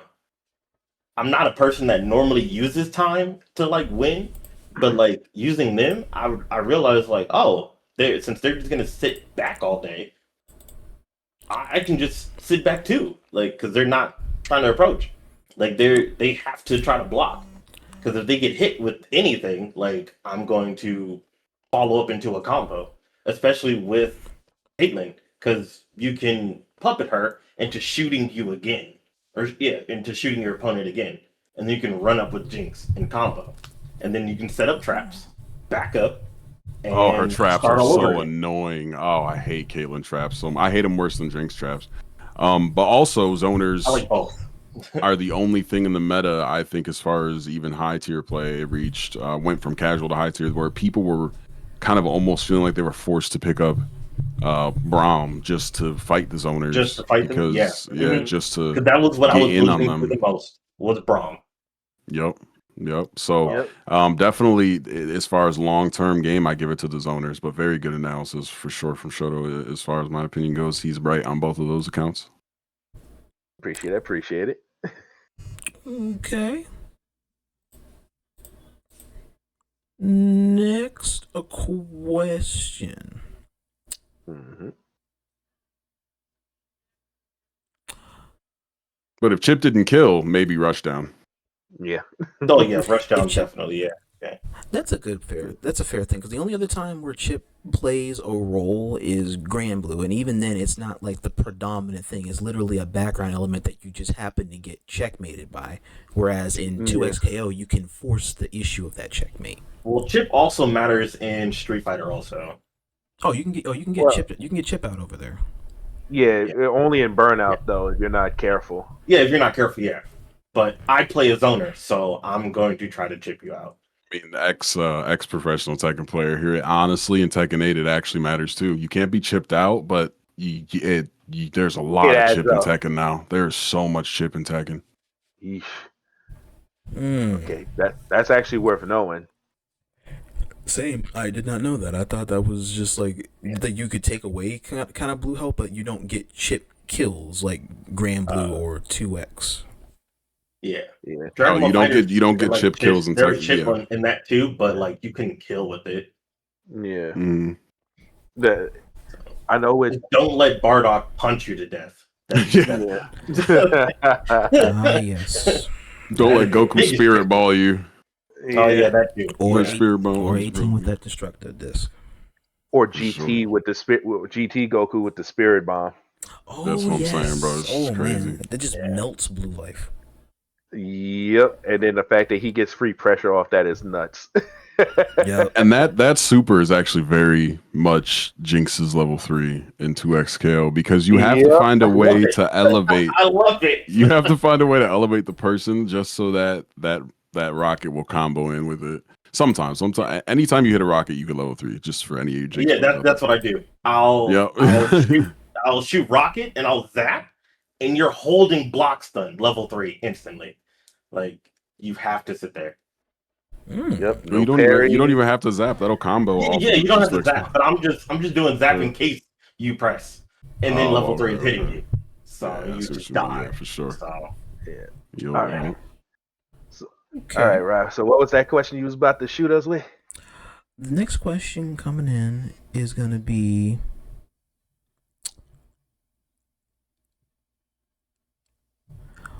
what do you feel is strong right now, either between team synergy, execution, or the matchup knowledge? Synergy, definitely synergy, because I feel like that plays a big role in, as well as being a make or break of how your matches progress over time. Because whether you're doing it solo or whether you're doing it with duo, like your synergy plays a major role there, especially when it comes to the difference in two characters, because obviously you can't play with the same character. That's not possible. It ain't like there's 3 Wolverines in this game or 3 different Aries that you could just pick between and voila, you got two Aries on the screen. No, it's two separate characters being controlled by either one or two separate people, to where communication can even be a make or break at the time, because one miscommunication can cause the duo to lose the set because of one bad position that got both of them in a spot where they're gonna die. And then when you have the singles part, it's the synergy between how well they use one character next to the other under different circumstances, because these are two characters with two completely different play styles that they have to control. So it's like you're literally controlling two characters under one control. So figuring out how everything functions between those two is definitely key, especially depending on the fuse that you choose to rock. And that's if you don't decide to choose Juggernaut, to where you're just comfortable with one character, but you're trying to synergize with a single assist. Fair That answer. makes a lot of sense. I do like that answer. That makes a lot of sense. I feel like the combative one, but this might be because of my background, but I disagree. I think I'm gonna have to go with matchup knowledge, because it doesn't matter if you have two characters. You can beat someone with one character if you know their matchup. If you know where to punish them, you could literally win the game by light, medium, heavy down, 2H, the whole game without doing anything else. If you know where to punish their character or parry their character. So I'm gonna put it for matchup knowledge. Understandable. Yeah, I agree with that.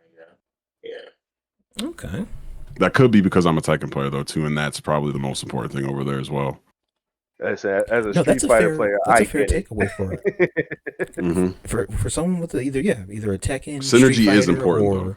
a Fatal Fury background. I could honestly believe matchup knowledge plays a role, Yep. because you could be at a downside and you can literally just stick to the fundamentals and you could still win it. Yep. That is correct.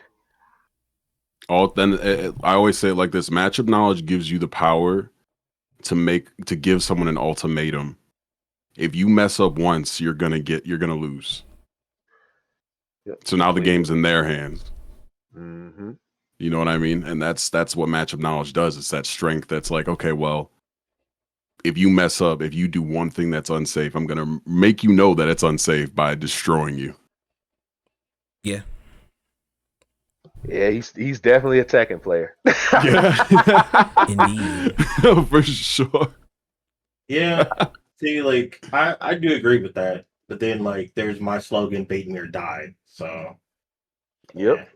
Yeah, his infamous mentality. Like, even though you can know the matchup knowledge, bait me or die. Like that's what I say. Like yeah. So I would still say like synergy. Like No, it is a good take. Synergy's a good take though. Especially when a game is a team fighter more than anything. Yeah. With the option of being a solo because fighter. like I've come back with just Jinx before, like many of times, and killing two, like I can seen it. I fought duos with one character. So, so I will say synergy does like have like a high, especially in this game, 2XKO. I will say synergy does have like a high, like they're all very important. All the ones he gave us three was are very important. Yeah. You do need execution, because if you don't have execution, you're not going to get the results that you want. Like when you're not playing the game if you have zero execution, right. not doing any combos. I mean, you can play on Pulse. There's those Pulse demons out there. Shout out to you guys. Yeah, you're right. That is true. But I mean, like as a sense of like competitive play, people like for sure, just like non-modern, players. Yeah, I agree with you. I will say like you can be able to come back with one character and stuff like that. But I will still say like team synergy, in my opinion, it would still take it, because like if you can be like punished in this aspect or whatever, you would have to know where to cover it, and stuff like that. So you would make sure your team has the synergy to be able to like help each other out. Like Echo and Ari, right? Their team synergy is godlike. It's right? perfect. Their team synergy is godlike. You can all like watching Bleed. I was watching him play earlier, and Echo and Ilaoi, their team synergy is really good also because instead of throwing Echo's Time Winder and stuff, you can smack your opponent into her tentacles, right? And still get combos from that. And then you can also do his setups with that also if you still have her tentacles out. Instead of using the Time Winder like to throw up in the corner, her tentacles there. So you can just Take use notes, that. guys. Yep. Yeah. Take notes. Still use that. Yep. And this So is that's not why even I'm saying, including like, the team synergy fuse. is really good, and it helps cover. So even So we if can you all know, agree like, that execution would be the bottom of the list, though, right? We can all agree on Yeah, that we being the can bottom. more or less Yeah. because it comes in as a necessity more than a factor. Like a yeah, game like for it's example, actually like something that's strong. Yeah. like a game like Blaze Brew Central Fiction, for example, I'd put Mhm. execution a little higher on the list because you do need a semi understanding of how that game fundamentally works execution wise to do something. Mhm. But with this game, I definitely would both. put synergy and matchup knowledge above execution. But I'm sticking to matchup knowledge. But I do Yeah, definitely hard agree with the reasoning behind the synergy for yeah. sure. The other good example of it with matchup and and pretty much the synergy thing, and this franchise is as old as time itself. Marvel versus Capcom, Yep. like synergy as well as matchup knowledge is kind of like Hand in hand the almost. yeah, they practically shake hands, they hug it out. Sometimes they get a little too intimate for my own comfort. For sure. Because I've But seen then, both. I've seen matchups where someone will bring in Phoenix or bring in the Phoenix Magneto team and just dominate someone with the synergy. But I've seen people, run solo versus two full health characters and destroy them based off of their matchup knowledge against the character. So it's hand in hand with games like yeah, that specifically. Yeah. hell, the infamous if you guys ever watched Assist Me with Maximilian, Doom and Legend. Strider. Oh my gosh. Where it's like I miss Strider and Doom rock assist. It is like Oh my gosh, Or you bro. can just kill the whole team with level 3 X Factor Wesker. Like, Or Phoenix. yeah. you know? And in truth, that's where the knowledge came in because it was like again the clear example of that. It's like once that character goes bye bye, it's up to you to have the knowledge to deal with that situation. Granted, you still got your synergy with your assist. That's one of the things that I will give this game more credit for than where credit is due because normally in any other fighting game, once that character is gone, that assist is gone. You're kind of on your own, and at times you're in a checkmate situation. And this one, it feels like an extension that they let you keep to possibly pull a possible comeback. Granted, there's fury in the mechanic, but it's not the end all be all comeback mechanic. And I just to that point, I feel like they balanced it perfectly because I feel like the Fury being the break bar as well perfectly balances it out. Yes. It's a risk you're willing to take. It's you're getting checked with the queen early game of chess. You're taking the risks. You know what I mean? Like you kind of have to balance it. I think like Rage Art, for example, in Tekken is a bad comeback mechanic. Okay, love Tekken, hate Rage Art. I think it's a button, bro. It's just you press a button, a panic button, and boom, you have a DP that just does massive damage. But I love the Fury and break mechanic. I also love the fact that you get that super assist from your on the point you were talking about from your other character. They're not exactly fully dead. I think those are two of the better comeback mechanics in fighting games right now, essentially. Yeah, I will say this before we go to the Not next subject. like in Dragon Ball, where your other character is dead. They're technically dead. You Unless can't you're use playing Ginyu or Baby. Yeah. That's your opponent using your other characters.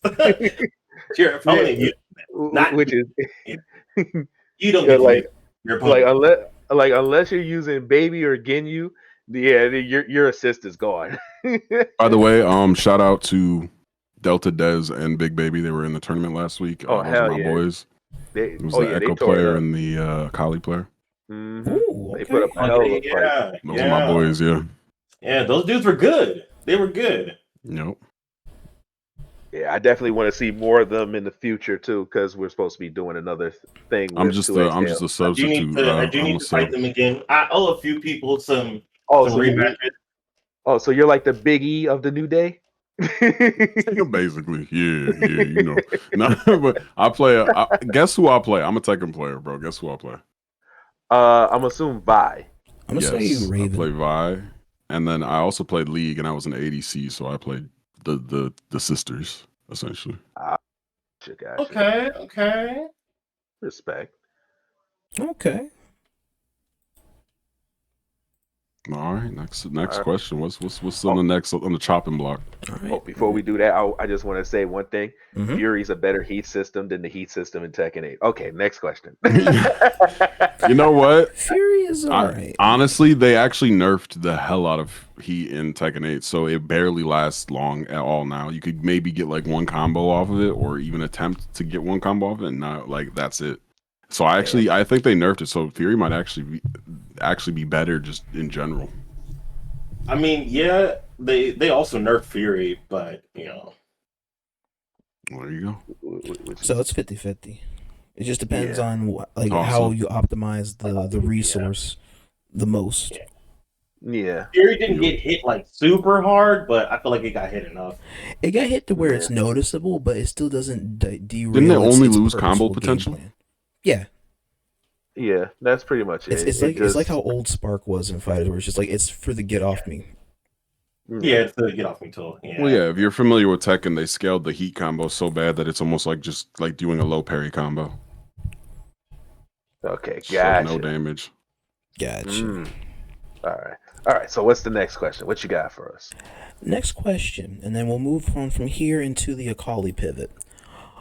What's a balance take you think the community will eventually realize was completely wrong?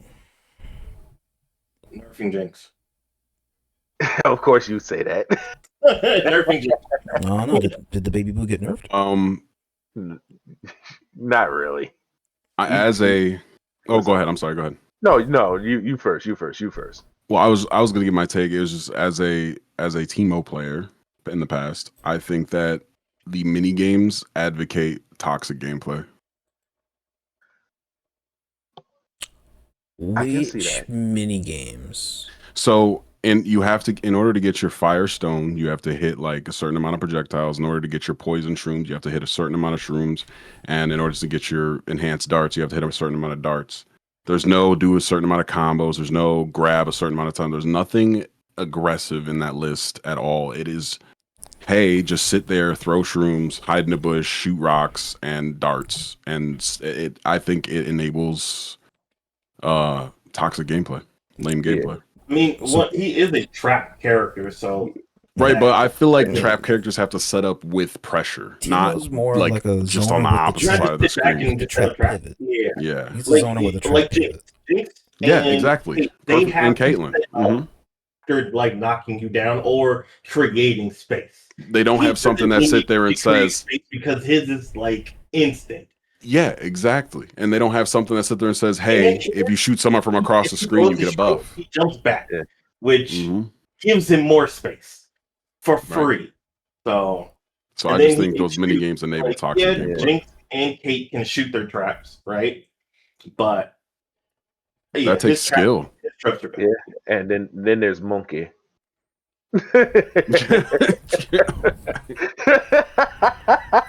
Yeah, Monkey's but that's like that's her signature thing. And honestly, I get punished more times than not using Monkey. So it's like a setup thing. You have to knock them down in order to get that out if you are a good player, basically. That is fair. But like that's my take. I just think those mini games enable toxic gameplay per Teemo players. I feel like they should switch out a couple of them, maybe make one, like get a couple of grabs, get like an enhanced grab combo or something like that, or something a little more on the aggressive side, just to because he has good combos and pressure up close. Right, so I think more aggressive. That's the part of his thing. So I can keep beaming him with Jinx. Makes sense. But I'm guessing his game plan isn't that. Team he can stay where he's at. He's already really good in my opinion. He's amazing. He's the best zoner in the game, in my opinion. Yeah, he is. Timo, yeah. Yeah, without even necessarily having to be called the zoner, he's the best zoner. Yeah. I want anybody to try and play Vi against a Teemo that's sitting across the screen spamming shrooms. It is tough. You say level 1 super, but what if you have no more super? No, Akali has her little smoke thing, her little poof. Yeah, but thing. like, if he sets up the plant on the floor and he goes invisible too, I definitely can't see him. I actually think Akali is anti-zone, bro. I don't know. I think Akali is anti-zone. I think she's amazing against zone. Everybody is anti-zone. Not Vi. Yes Not and no. Vi. Vi is anti-zone. She can dash. She dashes through. Not through shrooms. Oh, not well. Okay. They can be shimmy through, I think. But like, so annoying, like the actual zoners, she beats them. No, I agree, but No, not Vi. but not against the Yordle that's part Ewok. No, like I know how bad Teemo is. Like it's horrendous. But all this stuff you're saying is right, just not Vi in particular. I'm just being a salty Vi man. Like shroom smack. I like Vi players because like I know they're going to dash through, so I'm just like, all right, cool. I'm going to call my assistant instant tag. Well, sometimes we don't dash through. Yeah, and I'm just hit you with Gatling. I will pay attention. We can play after this. Okay. This is me. I will pay attention. Okay, so what's your opinion, Rye? Mind me asking. My opinion for... So let's see, for the question redaction, I said, what was a balance that I think... What's a balanced take that I think that's going on now that the community will eventually realize was wrong? Okay, so for me, it is not giving a slap on the wrist to freestyle. Well, not even giving a slap on the wrist, but not really reigning in freestyle for as long as it's been dominating the scene thus far. Because again, you got other fuses that, yeah, they're good. They're probably fun. I mean, you know, they're probably cool to look at.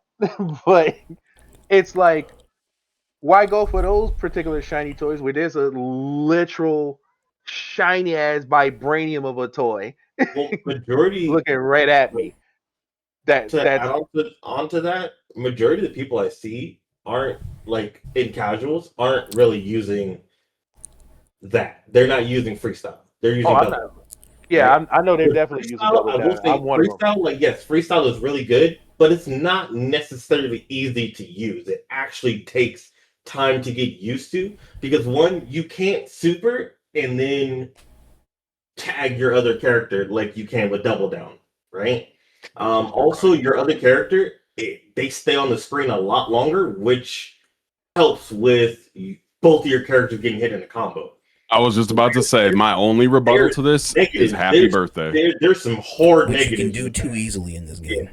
And then, yes, you do. If you're getting happy birthday, yes, you do build up break faster. But the thing is, once you use break, your characters are already like... Oh, there is no good reason to be getting happy birthday out there. Getting happy birthday sucks. In all aspects. I don't care about my break. I do not want to get... I don't want no birthday. No, that goes without saying. I guess from how I look at it, I'm looking at it from...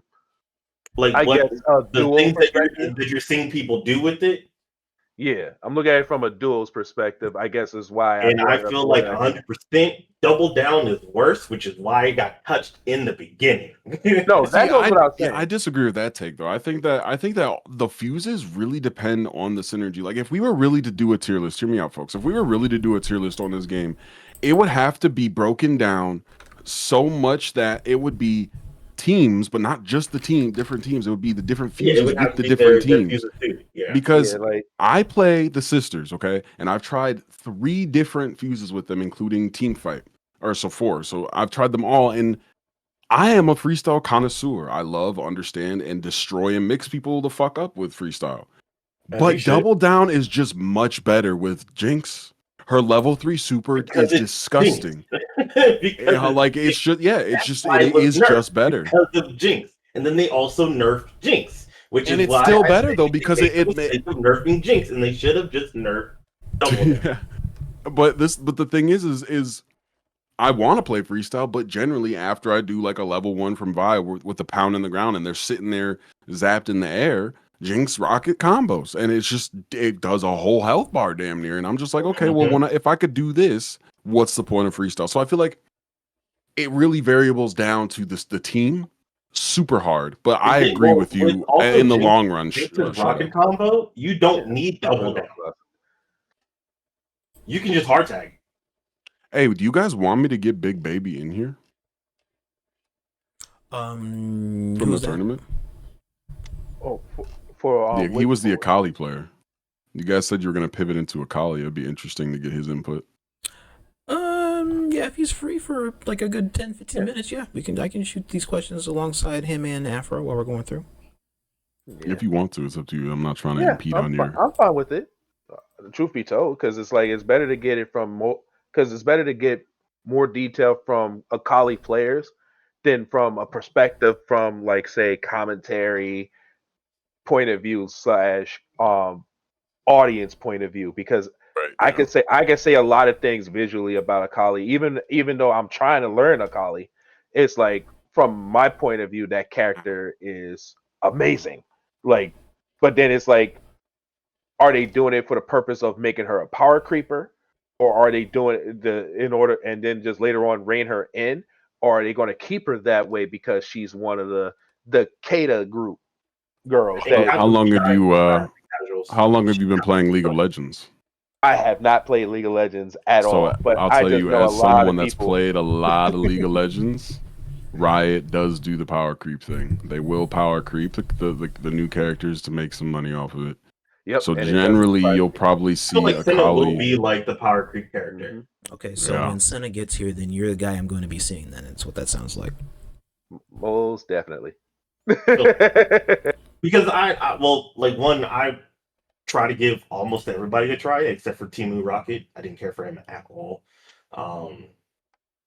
Braum, I wanted to learn Braum, but like I gave up on him. I played Darius, I played Ari, I tried playing 5 for a while. It's fun, but I hate her. But my main has always been Jinx. I played Warwick for a little bit. Yes. But now I played, like as I stated before, I played Kate Jinx. Now I'm playing Akali Jinx. I still play the same team I came into the game with, and I just truck along with it. Oh, what's the team you buy? More power to you.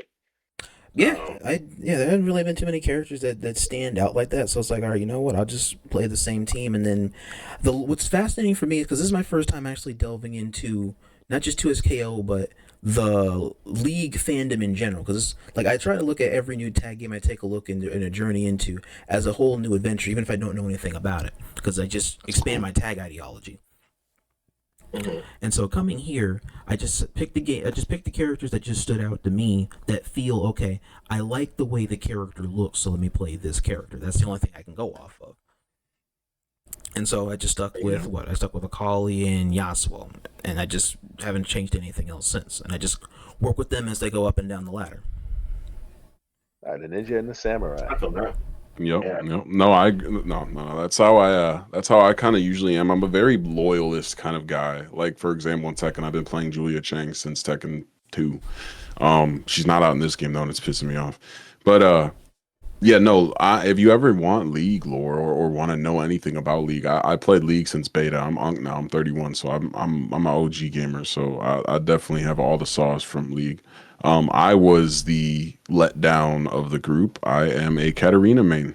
I have one of the highest masteries on her in the actual game of League of Legends. All her skins. I am a loyalist to that. You're the Katarina. Katarina was in this game. I would be playing her. I've never played League a day in my life, right? Yeah. But I've seen it was an old like 2011. Yup, and they turned her into Akali. And she looked badass. And I was like, yo, if she's in this game, that would be my main. I was like, she would be my main. Like the dual blade for her and Lee Sin. Just fucking sick. Oh, she looks like a female. We're gonna try to make her Lancelot. Yeah, her outfit would go ham in this game if she ever really gets brought in anytime soon. Because we don't really know who's going to get announced throughout the rest of this year outside of Senna. Because right now, I forgot how many characters they're supposed to have coming out this year. Six total I had on my bookmark here. Yeah. So we already have 3. It's the other 3 on speculation. I'm just waiting for Katarina and Lee Sin. That will be my team when they both are available. Lee Sin. And Katarina's the only character I actually wanted to play. And then I was like, oh, Jinx looks cool. Like, I didn't even watch Arcane, really, either. It was my ADC. Lee Sin. I didn't know all of that either. How do I spell that? And I was just like, oh, okay. Like in the bottom lane, so in League of Legends, there's 3 lanes. There's the middle lane, top lane, jungle, and then the bottom lane. It's Pokemon Unite.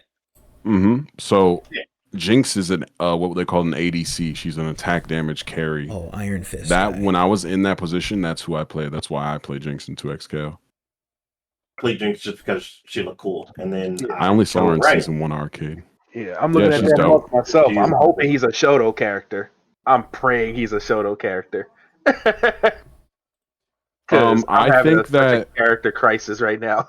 I think that Lee Sin will be a Shoto character, brother. I really do. If this is Lee Sin I'm thinking of, where he has a projectile. I'm getting a lot of Iron Fist vibes from looking at this guy.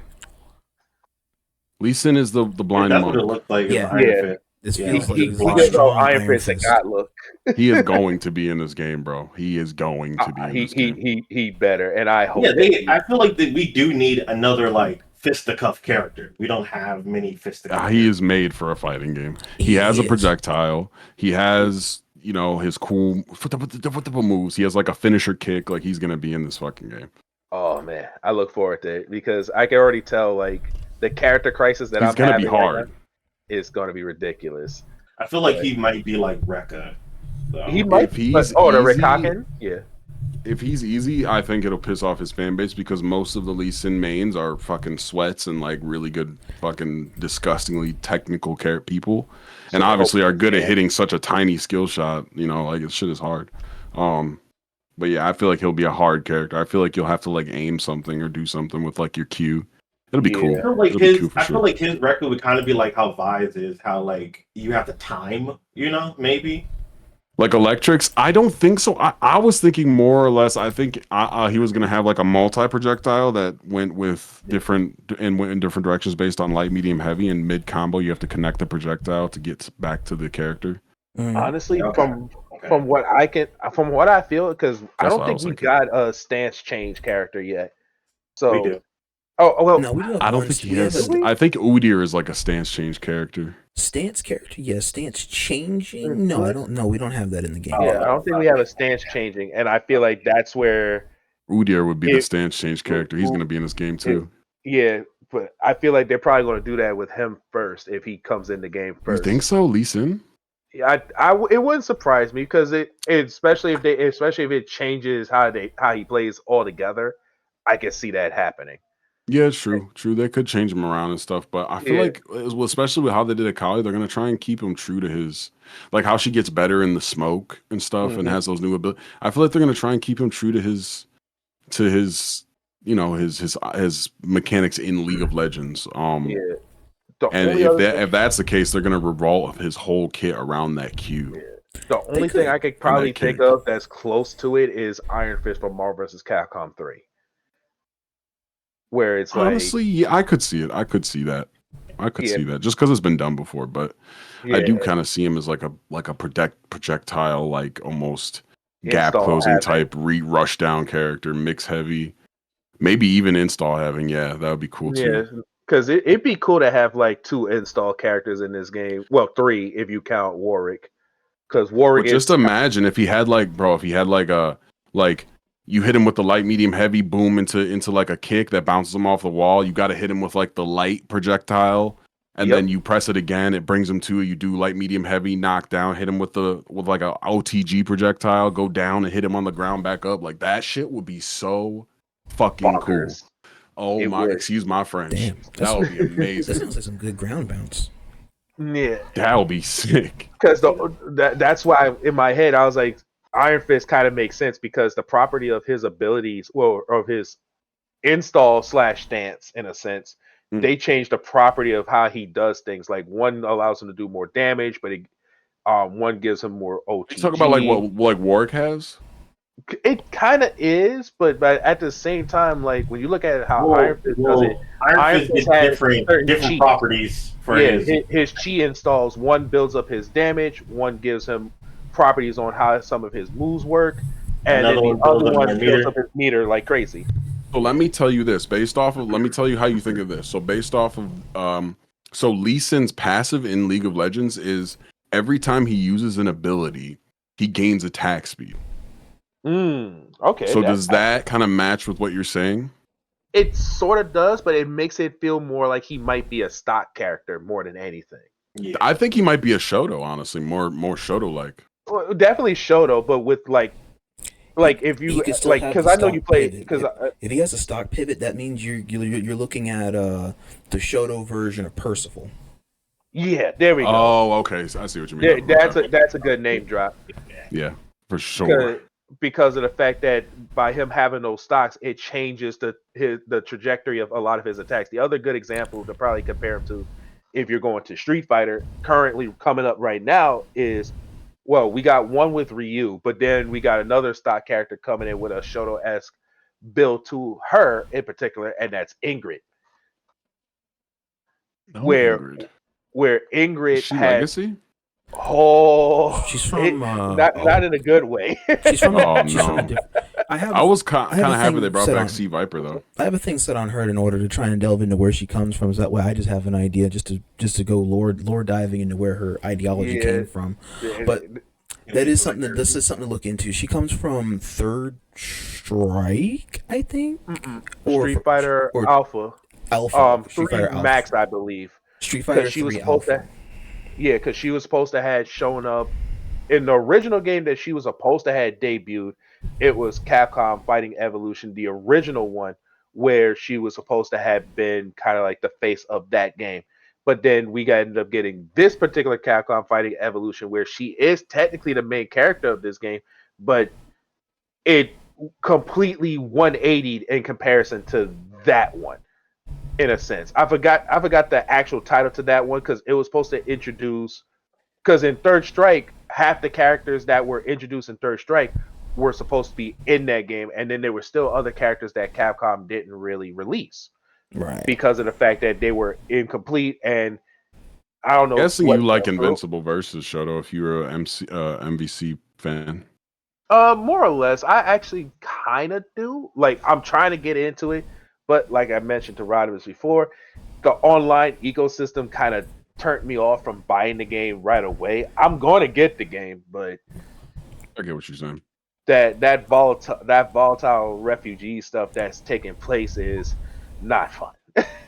Yeah, I've already told myself I'm gonna pass on. Just be ready. Like it's movement wise, it feels really fun and it does feel smooth. Engagement wise, it is a continual layering of Mash Fest. Yeah, I believe that because the Mash Fest part definitely, but in terms of like the online experience that I had, especially in the beta, I was very disagreeing about it with because of the fact that it made the online felt very sluggish. Hopefully when I finally play the game and stuff like that, it feels a lot better in comparison. But from the experience that I had, it felt like, what the hell is this? Right. It had that WTF feel, and not in a good way. But yeah, let's get to that subject. We waited long enough. Let's hit that meat. Let's hit the meat and potatoes of everything. All right. So let's see. So delving into the Akali pivot while we're here. Mm-hmm. How well... One second. Let me grab him. Yeah. All right. No problem. Hold on. He's like right on time. Yeah. Oh, come here, brother.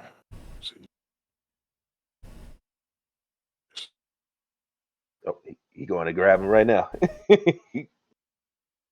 All right. Because then past Akali, the next layer here is just going into the scene identity here for the community, which I only have like maybe one or two questions there, since we did delve into a good deal of the scene ideology when we were talking about the perspective of the new direction they're taking post layoffs and wanting to reassert the direction Okay, you can that go they're ahead. going for. Sure. Oh, Please okay. don't come. Okay, so let's get the Akali chapter done. All right, so for Akali, how well do you feel her character design was done or incorporated from the MMO to fighter? Okay, so from my casual perspective, I have no clue. I'll be real.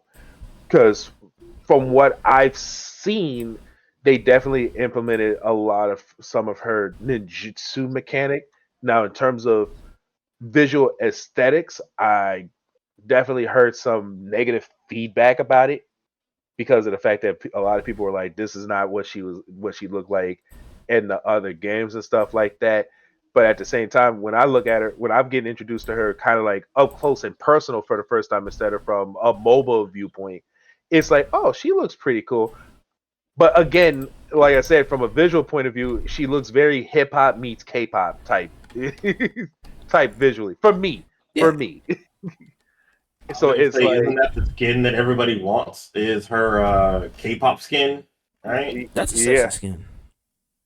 yeah, which is based off the KDA, the one with the talking mask, Yeah, the infamous skin that everybody, well, not really infamous, more like uber famous skin. yeah. But I was gonna say like Everybody that's what I assumed everybody was wanting. Was yeah, that? I think I passed that one in my research prior. yeah. And I This feel one, by like, chance? let me see. I believe, Um, yeah, that's the one. The very popular graffiti esque, like I said, hip hop meets K-pop. Oh, okay.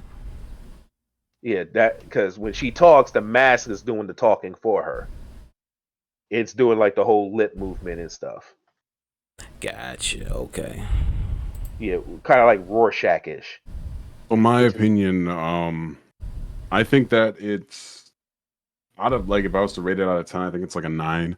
I think they portrayed all her moves really, really well. I do even think that like people can change clothes, dog. Like it's she looks great. She looks amazing for what she is as a character, and they even did as well as making her orange skin colorway look like a fucking Super Saiyan and a Saiyan Gi in yeah, Goku's in the his Bardock outfit. aesthetics. Yep. And well, even the her orange skin color, like it makes her look like Yeah, she's Super Saiyan. It's really cool. yeah. Um, And the and Sub-Zero color scheme was actually pretty cool too. yeah, absolutely. And as far as her like matching to the MMO, so she has her Q is spreads daggers in front of her in like a short range. It's like a burst. That's pretty accurate. As soon as she jumps in the air, you can do some daggers Yeah, throwing. She'll Mm-hmm. throw. Yeah. She has her W, which is the shroud, creating the smoke, which very accurate in the game. You create the smoke. You can't see her, however, in the smoke in League of Legends. She goes invisible. So, but I mean, that would be kind of the only people I've ever seen pull it off is Reptile in Mortal Kombat. Right. But her E was dashing to the target. She does have that in this game too. And then her ultimate was like a dash through the target, like an execute, which she can do when her smoke screen is up in 2x KO. So she pretty much has everything as far as her kit goes in 2x KO. So I think they did definitely a 9 out of 10 job. I could agree to that analysis because, like I said, visually she looks very pleasing in terms of from, like I said, her aesthetic, and like I said, from the genre that I feel like they're trying to meet in the middle ground for. I feel like they definitely made her look really good. Oh yeah, there's the Game of Death color with Bruce Lee. Like I said, those are the things that I actually did like. I actually don't mind the fact that she doesn't have some of those costumes right now because, again, she just came out. It's still early. Wait till the anniversary happens first, and let's see what they do with it. But gameplay wise, definitely at first confusing, but then once you go to the training mode and stuff like that, and you figure out how some of her stuff works, even at a basic level, it's kind of like easier to grasp once you finally get the rhythm of it. So it's Take you like back to that matchup knowledge. hmm and that's when, and then going straight into the execution knowledge of it all, because once you finally figure out how she works inside and out with how she kind of like functions, she can, like I said, create it. Like I said earlier, she can be a snowball character with a lot of the setups that you normally wouldn't consider blocking and stuff like that, and yet there she is in all her glory, just doing what she does best as a ninja, or kunoichi, whichever way you want to, however which way you want to look at her. Oh no, you're right. I mean, that's what Konoichi is. You got it right. All right. What about you, Knight? Somebody who does play her in this game. Well, compared to the league game, I would just take everybody else's take on it because I didn't play league at all, so I don't know what she did. But I do like Neither her did I. moves. I play her, so yeah, I do like her moves. She's actually pretty cool. The stuff you can do with her is pretty amazing. Okay. Next question. With the Evo Japan that had just passed, how much do you feel like the tourney nerds amplified her, or were there hidden counterplays that people ignored? That one's a bit tricky because I feel like where she, like I said, where the power creep came in, she definitely played a valuable role. And now that I think about it, when she did get released, it was not too close, but not too far from Evo Japan. People didn't have time to prepare, essentially. Yeah, it was just enough time. But then, like I said before, when we mentioned about the whole why Combo Breaker did what they did with the team fight fuse, she's still pretty much an unknown. And even when Street Fighter 6 ran its cap, like this is where we start doing comparisons. I know, guys, I know y'all getting tired of hearing Street Fighter 6 when 2XKO is pretty much the theme. But when you start comparing notes of what certain official events be doing, where they, like, for example, when Ed dropped, he was not keep in mind 30 days apart from, or 2 months apart from Capcom Pro Cup, and he was not considered playable in that version. And the reason being was because he was too much of a wild card in that situation, because he was pretty much the unknown. He was the most unexplored. Even though people had some general idea of how he works and how to possibly deal with him, he was still too much of a random factor that could either break the game or make the game, and more break than make. And at times, that, in terms of fighting game scenes, when it comes to tournaments, if a character is too broken when they came out, they're either going to be overly popular or is going to be mostly negative feedback. We've seen this with Happy Chaos. Every now and again, you might get one positive feedback, and that's with the whole Danfinite in Street Fighter V. Again, different subject for a different time, but still leading up to the part where it was very bold of Riot to, and let alone the staff of Evo Japan, to actually allow Akali to really just come in despite with the 30-day gap. So it's like but it's kind of hard to kind of like determine whether or not she was the power creep X factor, when granted, despite Echo's nerves and Yasuo's nerves, they're still kind of like up there in the food chain along with Ari, because a lot of people still deem Ari as being kind of like the strongest that really didn't get touched. She had like Ari's bug nuts. fixes. Yeah, like she get, and keep in mind she's considered above Akali in this situation. So considering that as being kind of like added into the variable, I feel like she did play a factor in how the tournament was going because she was practically in every team. Not like next to Echo. Like her and Echo were practically on every team. Like if you didn't see Akali, you saw Echo. If you didn't see Echo, you saw Akali. So it's like, and keep in mind, Ari is top of the food chain here, according to everybody. Yeah, she's accomplishing one of those. I'd agree. I think she's very, very good. I think her and Akali are top two. Echo and Yasuo right behind, in my opinion. Yeah, but I think that's where being visually pleasing was what made her so likable, highly picked, highly and pickable likable. character. Yeah, so I think that played a huge factor too. Is the fact that not only is she really good in terms of like gameplay, but her visuals it just is like the sweet sprinkles on top of that already well developed ice cream, that fudge sundae. So it's like, ooh, this is like you're kind of getting all the bells and whistles with her. Versus how, like, if you look at Alawi is visually, she's visually pleasing. Gameplay wise, not many people are going to be a fan of her on that one. Sometimes it's the other way around with her. Sometimes her gameplay is visually pleasing, but not her aesthetic because for some weird reason, people are afraid of muscle mommies. That sounds like a yacht problem. But yeah. But in terms of everything else, it's like, yeah. And the only reason Ari doesn't really, you don't see too many Ari players get played like that is because her gameplay doesn't visually please the audience versus her standard visual appearance. Because it's like, yeah, she looks cool. Yeah, she's a beautiful character. She looks amazing, but her attacks don't feel amazing. It doesn't feel like it has the weight that it should at times.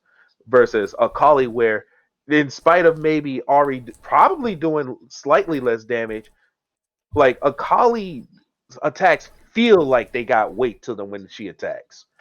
And when she performs certain onslaughts and performs certain pressures, you feel the weight of her presence there. Okay. And I feel like that played a huge factor to why she was literally the most picked character in Evo Japan. I just feel like it's because she's a mixed character, and which is why Echoes chose a lot also because he's a mixed character. But in terms of like characters that are like oppressive, Alawi is like number one. Well, you also have Warwick, who I also think is very impressive. Warwick is very impressive also.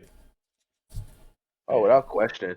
He's not necessarily like a mix, but like he can force you to like not move.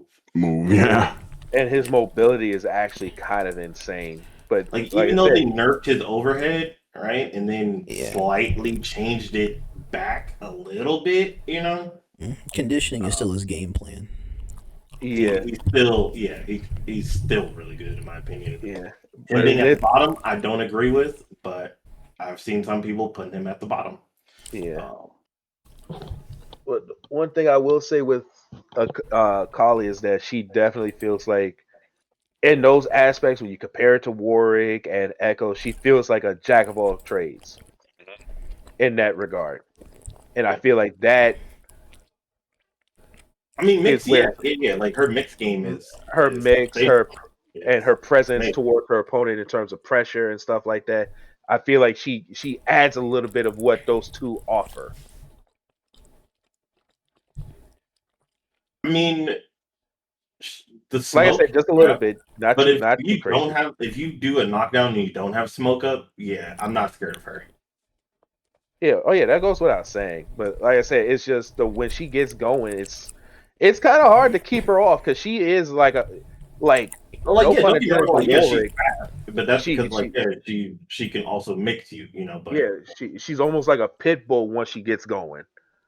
Like there are times where it's almost very hard to find that window because of the fact that there are times where if you deal with an Akali that likes to do staggers and stuff like that, Oh, it's like you rarely bump into them, but when they do pop up, it's like, wait, when did that happen? Because you always think that they're going to stick to a certain game plan, but they don't, and it always throws people, and it always throws you off. And then you add on the fact that she's one of the few characters that can give chase to some other characters like Echo. Is kind of like I said, it's the deciding factor with that one because again, she's definitely a power creep, which I get why they made her a power creep character because she is one of the what you call it, the Mount Rushmore girls of League of Legends. She's like one of the Who? main chicks. She's one of the main chicks that stand out on that game. No, I wouldn't say. Or not. Oh, you mean the I KDA girls? Yeah, that's what I'm saying. The pop stars. In terms of like popularity, in terms like that. Yeah. Because in truth, nobody really knew who Akali was like that until after the KDA thing, and I think Unless you were an assassin player like me. Yeah, and that's what technically, in terms of visual appeal, she was more visually appealing than Ari was in that scenic sense. Even though Ari was practically the Chun-Li of that game. Okay. Now I think I get what you're putting down. So that's why the visual aesthetics were like the icing on the cake, is because they actually put a face to a beloved character that was like known in the background, that was given a spotlight with like a good collection or bundle during this time, even though she wasn't the main girl per se, but then became the main girl by that. And then here in this generation, she actually did become the main girl and has a really good visual with her debut that just complements everything about her character that's true to her ideology. Yes. That's exactly what I'm getting at. Gotcha. Okay.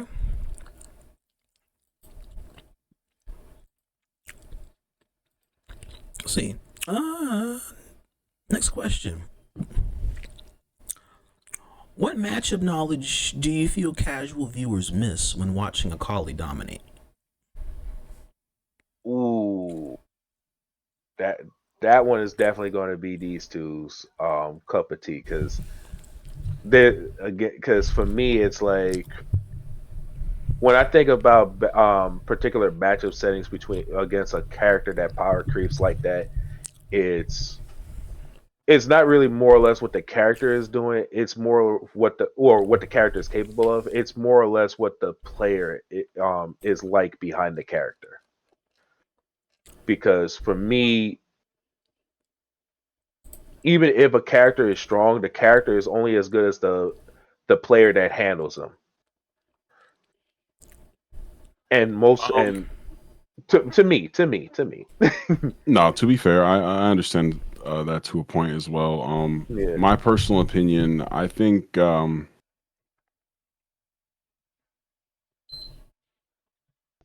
missing out, that word has a lot of variables to it because watching Akali play in every match could be exactly what they want. You know, a lot of people, especially casuals, want to learn how to play the newer character. However, it does slightly hurt a little bit that they're not seeing, more of the Ari matchups, more of the Alawi matchups, these characters that you need to be fundamentally specific against to face. But not the Ari matchup, excuse me, the Alawi matchups and like the Warwick matchups, the kind of the lesser picked characters. Sometimes the Blitzcrank. Yeah, the Blitzcranks with the setups and stuff like that, with the throws. So yeah, obviously there's a little bit of a, hint of missing out on some of the other matchups. But the thing is about it is generally the marketing value of these tournaments usually turn towards the newest character being the highlight of the show. And it'll always happen for any fighting game. So as far if you do, if you're 6'7", and weigh kind of the options of highlight the new character versus showing other matchups so that people can kind of understand how to fight other characters, I feel like even the casual viewers themselves would choose the new character. Yeah. You know what I mean? Because it's like if you're going to promote the shiny toy, for everybody to play with. You might as well put it in full display and milk it for every chance you get. Because the shinier the toy, the more appealing it is for the audience to want to pick them up and play with them for as long And the as better it you're sells, most likely. able. Yep. All right, so we 100%. And then again with like matchups and since whatever in tournaments in casual it's gonna be different. So like hmm in tournaments, there yeah, you're gonna see her dominate like certain characters type thing, right? But she can lose to like a Warwick, right? Or an Alawi or Right. a Blitz or something. We even though like yes we see Timo at like top levels, but that's because of people like Ensign, that play the character, Hey, do you at a guys high level. hey Not hey many people Rod, play that. So. do you need me to stay for the whole thing, or do you care if I bow out a little early? Oh no, you're free to head out early if you like. It's all good. All right, sounds good. Thanks for the chat though, guys. And send me this link of the podcast when you get done with it, okay? for sure, for Can sure. do. Appreciate For you guys. sure. Later. All right, peace. All right. Latest. Yeah. So seeing like you're gonna see like some of the same team. Like you're gonna see Echo Yas. You're gonna see Laui Yas and Laui Echo. You're gonna see like some people using the same characters over and over because that's what wins tournaments. This is the best team. I want to use the best team to win. Not everybody is going to want to take the time in order to learn like a Kate Jinx type thing. You're not, Yep. because I'm pretty sure we probably only seen that once in the tournament. Yeah, I think we Yeah. only saw by Warwick, kind of, but that was like Yeah, but that was like Vi is last another year. character that you rarely see. Like that's Yeah, what I'm saying. Like, let alone a pairing. we don't know exactly if Akali could be shut down by these characters exactly because we didn't get to see it, at a high level at that also. So Or a Darius. yeah, because only one person really plays Darius, and that's Super Noon. But I don't think he Yeah. plays Darius anymore. No, he didn't. He didn't even play Darius in. I don't think he played Darius in Evo Japan. That's what I'm saying. I don't think seen it he. on I his don't. I don't thing. remember seeing him play Darius in Evo Japan. Yeah. But I know he was like the number one Darius for a while. Yeah, I know he used Timu or Timo. Yeah, Timu Rocket. Yeah, he used Timu Rocket. And because that's a character that's proven to be really good. yeah, and I forgot the other character. I think it was Yasuo. I could be wrong. Or it could be Echo. Yeah, I think it was Yasuo. It was either Yasuo or Echo. It was Yeah, one of them. it was one or the other. But yeah, I really didn't get a chance to see him really put Darius in full display, which is kind of crazy because Darius is neutral from at least from how I look at it and from being kind of a victim of it from time to time is egregious. So it made me kind of wonder why he didn't really keep Darius in there because in terms of neutral, he can shut Akali down. At least from my he can. from my Like his perspective. his range is really good. That's why I'm saying like Alawi, I feel like can shut her down in a sense. Yeah. Because of like her range and the tentacles. The tentacles, in my opinion, are like overly strong. Timo. I do feel like, but that's a whole different Got it. conversation. But Yeah. yeah. Okay, so I wasn't bugging then. Yeah. I was Timo I was Echo, more or you less had on it, the yeah. money. Yeah. But yeah, it's definitely one of those situations where in terms of matchups like homie was right It about depends on what we're using. If we're using casual play or like competitive play. yeah, because in competitive play, it's definitely like So- you're more or less. This is where matchup once again came into play. This is what and stuff like that, and that is like it's up to what the player does in that regard. Mhm. Okay. See here, next question is we're going to go into community and scene identity. Okay. And so here we're going to take a look into this one, especially since a lot of us here have a pretty good amount of community history in fighting games. So Next question: does the League audience and the FGC audience want the same game? No, No, not at all. absolutely not. Not at all. And there's not even a reason behind it. It's just it's two different communities trying to find a middle ground, but that middle ground is more, again, it's more leading towards the fighting game scene. That this goes full circle back to what we talked about, Yeah. where it's like, yeah, you got Lily, Pichu, Fusao, and the rest of them kind of like diving in. Yeah, but they to the don't scene. really have like the sway in the fighting game community or in fighting games like that.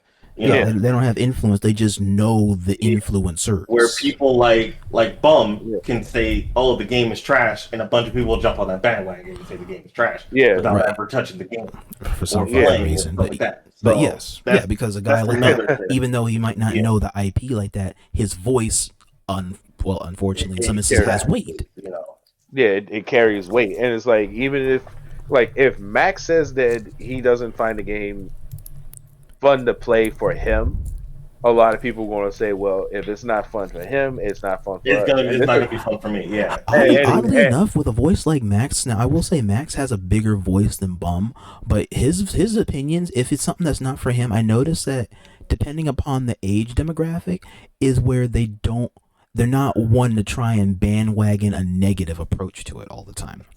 yeah, I think it's because we're kind of like walking into a different era with, at least with Max's community, anyways. Because, and again, this is Yeah, no because shade it's like a melting thrown pot. towards Max at all. It's just that no take normally when, towards either one of yeah, them. They don't like yeah, the game. They don't like the game. They love the game. yeah. Cool. Like if they don't, It's whatever. just something. It's just that at one point the community definitely put a lot of what was said on a pedestal Yes. at one point, and then but over time, it's like Max was letting them know, like, what's my opinion is my opinion. What's your opinion is your opinion. Yeah. And I think people were slowly taking it to heart of what he was saying, like, oh, As they should. okay. That way, it's That's okay to that's what he disagree with meant. a popular guy and still be content with your opinion because it is your opinion at the end of the day. Exactly. Whereas if somebody were to say, "Oh, this game is trash. I don't recommend it," this, that, and the third. To me, I'm like, because Try when it out. somebody, Play yeah, it. because when somebody says, "Hey, what fighting games do you think I should jump into?" The first things I'm going to ask is, well, what pacings are you in? Do you like team fighters? Do you like 1v1s? Do you like something with a little bit more chaos, or do you want some controlled chaos? Do you want a game that, relies more on ground gaming, or do you want something that is 80 seconds airborne half the time? Like, all of these things vary depending on everybody's, Yeah. Yeah, just um, like me, for instance, I love team fighting games. I love tag games, but Invincible Versus just was not for. It just didn't feel for me. And yeah, that's 'cause- totally understandable. So yeah, because sometimes sometimes it could be the mechanic, sometimes it could be the business practices, or SNK. Sometimes it could even be just the visual appeal of it just doesn't hit the same. Sometimes it could just be just how the game felt when you first tried it out versus another game under that shares a similar genre next to it. Probably feels a lot better than that one. It's like all of these things play a factor, and those factors determines whether or not people want to play these games and want to enjoy these games. I feel like in this situation right here, it's when you involve the FGC and the league community as a whole, it's like, you're, especially if you're including the arcane fans. When you include all three of these groups in the mix, a lot of people will look at it and be like, at least from an arcane point of view, some people will probably be like, well, I would rather play an RPG version of the League of Legends characters. Some people would probably say, I'd rather stick to the dating sims of the League of Legends characters. You know. Um, some people would rather probably play a roguelike game featuring League of Legends characters. And again, it all depends on the hankering of the audiences. It's just that for those who came directly from League of Legends and are diving straight into the fighting game scene, like I said, I got no beef with Lily Pichu or Fusa. Like I'm sure they're wonderful people. And they and S and SK, wonderful people. You know, definitely put in a lot of work. Granted, they had their ups, their downs, their merry-go-rounds, but despite a lot more positives than negatives that they bring to the table, there's not too much possibility that they're going to pull too much weight to where they're going to get a lot of their league communities to say, hey, we're not going to, like, not say jump ship, where we're going to transition from MOBA to fighter every now and again.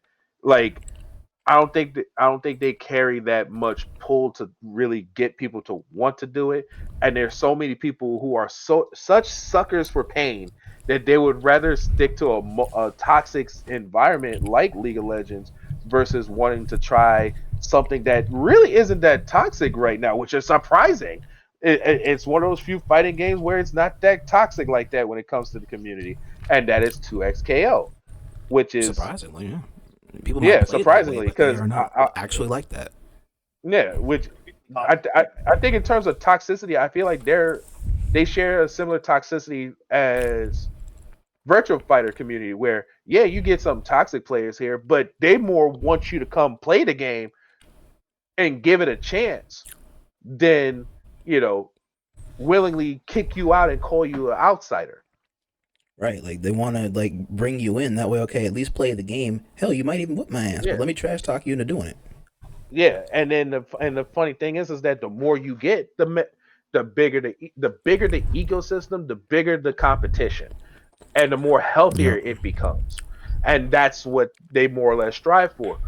When you compare it to Mortal Kombat, yeah, Well, I it's was going to so say it's kind big. of a 50-50 and going there because Yeah, a bigger ecosystem for a game doesn't always equate to it being healthier in like the community yeah, invitational sense, but it yeah, depends on the worth of the IP and the history of the community that actually helps nurture.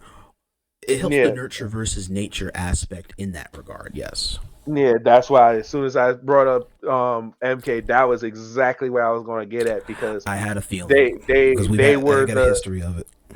yeah, we all did.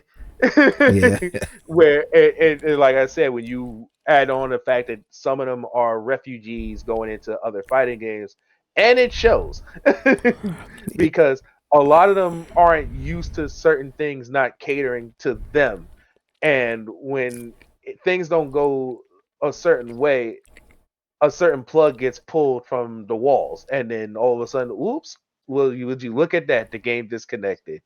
GG's go next. and, yeah. again, in all truth though, no shade thrown towards the good members of the community, but to the bad ones, you know who the hell you are. Exactly. Y'all part of the problem. But needless to say, in terms of that middle ground, another clear example too, and this is something that is a good comparison. When SNK tried to promote City of the Wolves, and again, no shade, no animosity, nothing towards these two particular content creators. There was a iShowSpeed and KSI, both well-known YouTube content creators, both of them in the 20 millions, heavily influencers and stuff like that. They were supposed to help promote City of the Wolves. And they promoted it during the boxing games, this, that, and the third, but they don't play the games like that. And when they did do the exhibitions, it was like watching two grade schoolers play fighting games for the first time. I'm about to say it's like a watered down take on a WWE setup match. Yeah, versus the K-pop community that did the songs for the game, that actually did play City of the Wolves, and they got millions of views playing the game and stuff like that, and they had some of their community members play the games with them. And it's like, this is where it becomes night and day, because you could say, "Hey, I played a fighting game. I did play the fighting game to help promote it." But in the end, when it's all said and done, you weren't in there deep enough Yeah, to to like have a connection process with it. You to just have a connection created for it. process. That's all. Yeah. And now we go to Tyler 1. Whether you love him or hate him. Wait a minute, isn't it this dude that's gonna throw hands with his friend at Evo that was like that's like giddy? Ludwig, whether you love him or hate him. That's the Um, one. Yes. Yes. yeah, Yes. Yes. yeah. So those two heavily promote Street Fighter 6 right now. Even though Tyler 1 comes from a League of Legends environment. So you would have thought that he would push more to XKO. We don't know why he's not pushing this game as hard as he is for Street I Fighter mean, he's in 6. the AT&T tournament. So. Yeah. Oh, okay. I It's see like it. I said, Phase of it's kind that, the of burnt peanut. Yeah, the AT&T tournament's going on right now. oh, for which game? 2XKO. Okay. So we finally get Yeah, to see him. I've been watching it in the background. Oh, Good yeah. eyes, Nike. Good eye. Oh, okay. So all these are their teams that are all doing 2SKO things right now. Yeah. Yeah, Lily Pichu. Lily Pichu. Yeah, That's that all makes like, it. there's only two Fusao. names here I actually know. They're all. Yeah. There's Lily They're Pichu all and then Fusao. Nade Shot are the only two I know on here. Yeah. I know Fusao because Lily Pichu and Fusao used to play with Disguised Toast in them in the fighting game scene.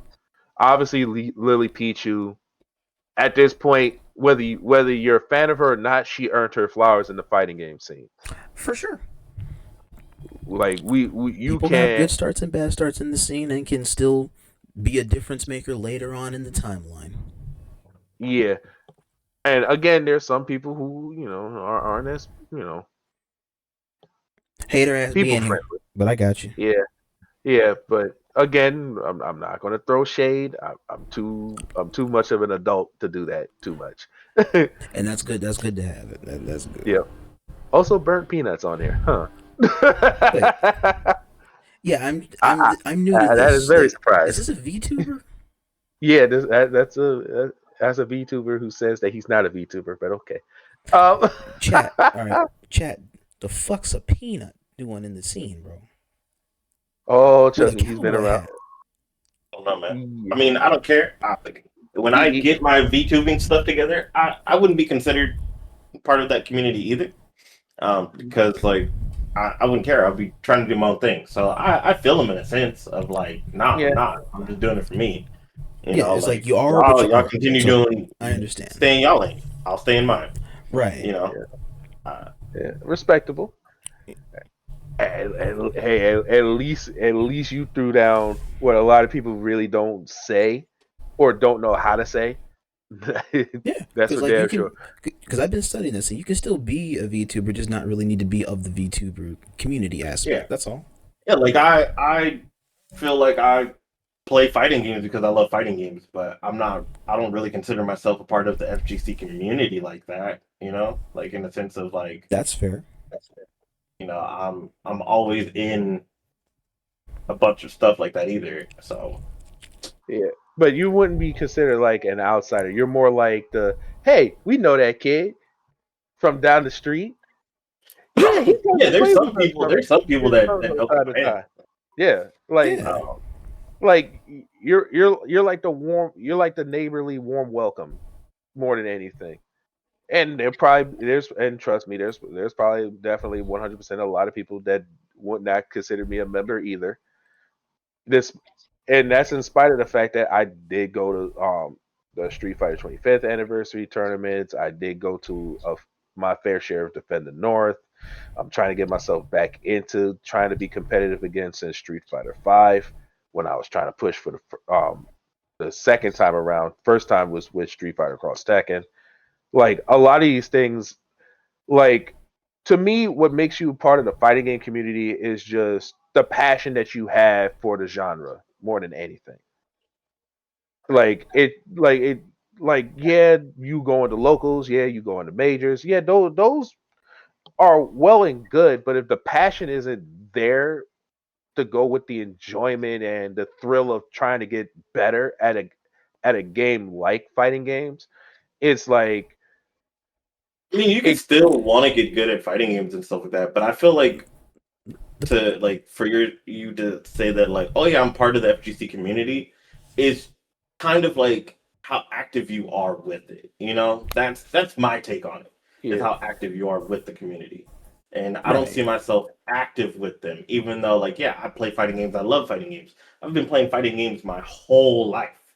You know, like my mom used to whoop my ass in fighting games. That's how I got into it really. But Huh. Okay. yeah, I don't really consider myself like a part of in a sense. So I just really like fighting games. I do want to get better. Like, Chat, note that. That's actually a topic I got to see how I can touch that up, but that's definitely a future one to take a look into. In the community, but not of the community. yeah. Yeah. Yeah, because even though I don't really go to events like that, because I'm just here at the house doing what I got to do for home care, I do constant competing all the time. So that way, I'm always in the monopoly of whatever's going on, or I'm in the know of what's going on, as long as the competitive pivot or the avenue is akin to my interests. Mm-hmm. And then I meet and greet and socialize with people in every scene I go to. So there's always a chance in trying to make an established opportunity. Even if I'm not succeeding competitively in those games, I'm still succeeding socially in them. Yeah, and that's where I would say like you're actively in the community. You're active. Like me, I do tournaments. I enter tournaments and I play people all like different people all the time. But am I like active with people like that? No. So that's why I don't consider myself like necessarily in the community. But you know, yeah. But you're around. Yeah, but I'm around. Yeah. So like one of my homies like is Neo Judai. Like that is my boy, my guy. But I'm not active as much as he is. Right. So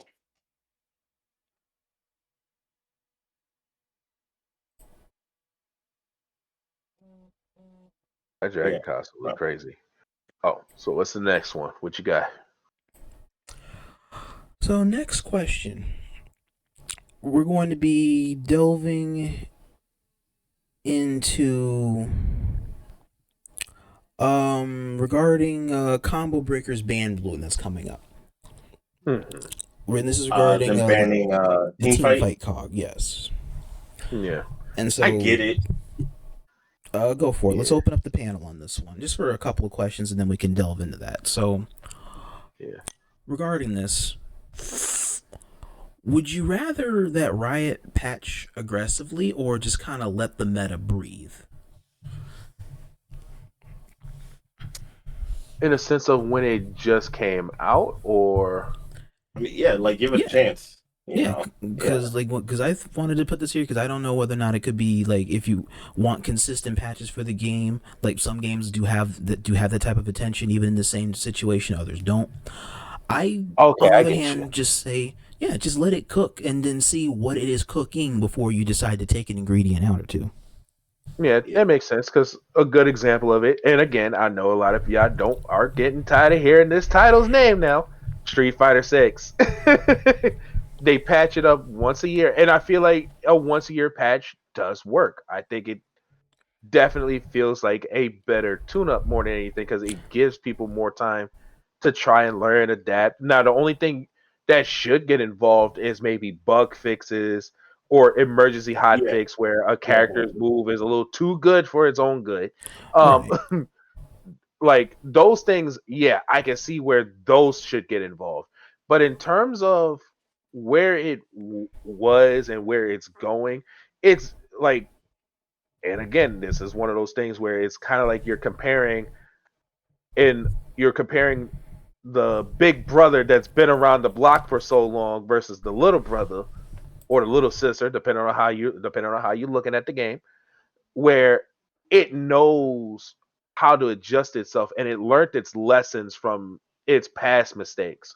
Because when you look at Street Fighter 4, where there was patches every goddamn major after every major, there was almost no time to breathe or try to figure out whether or not your character can do the things that they're capable of doing. So people were always forced to play top tier every single month.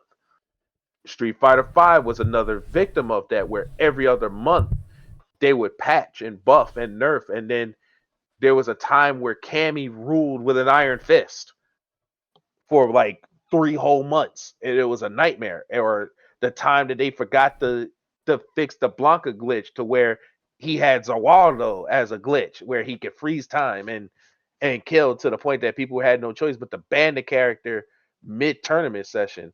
It's like with these, it's like I feel like letting the game breathe, if not once a year, at least bi-yearly should be more suffice.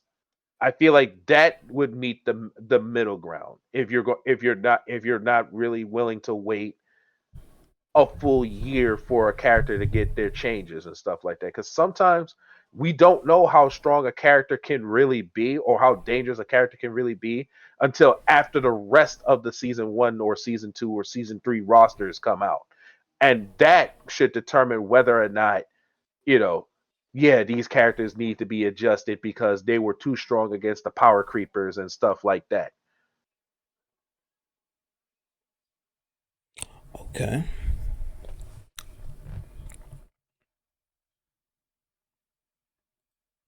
Yeah, I don't agree that like with them banning it.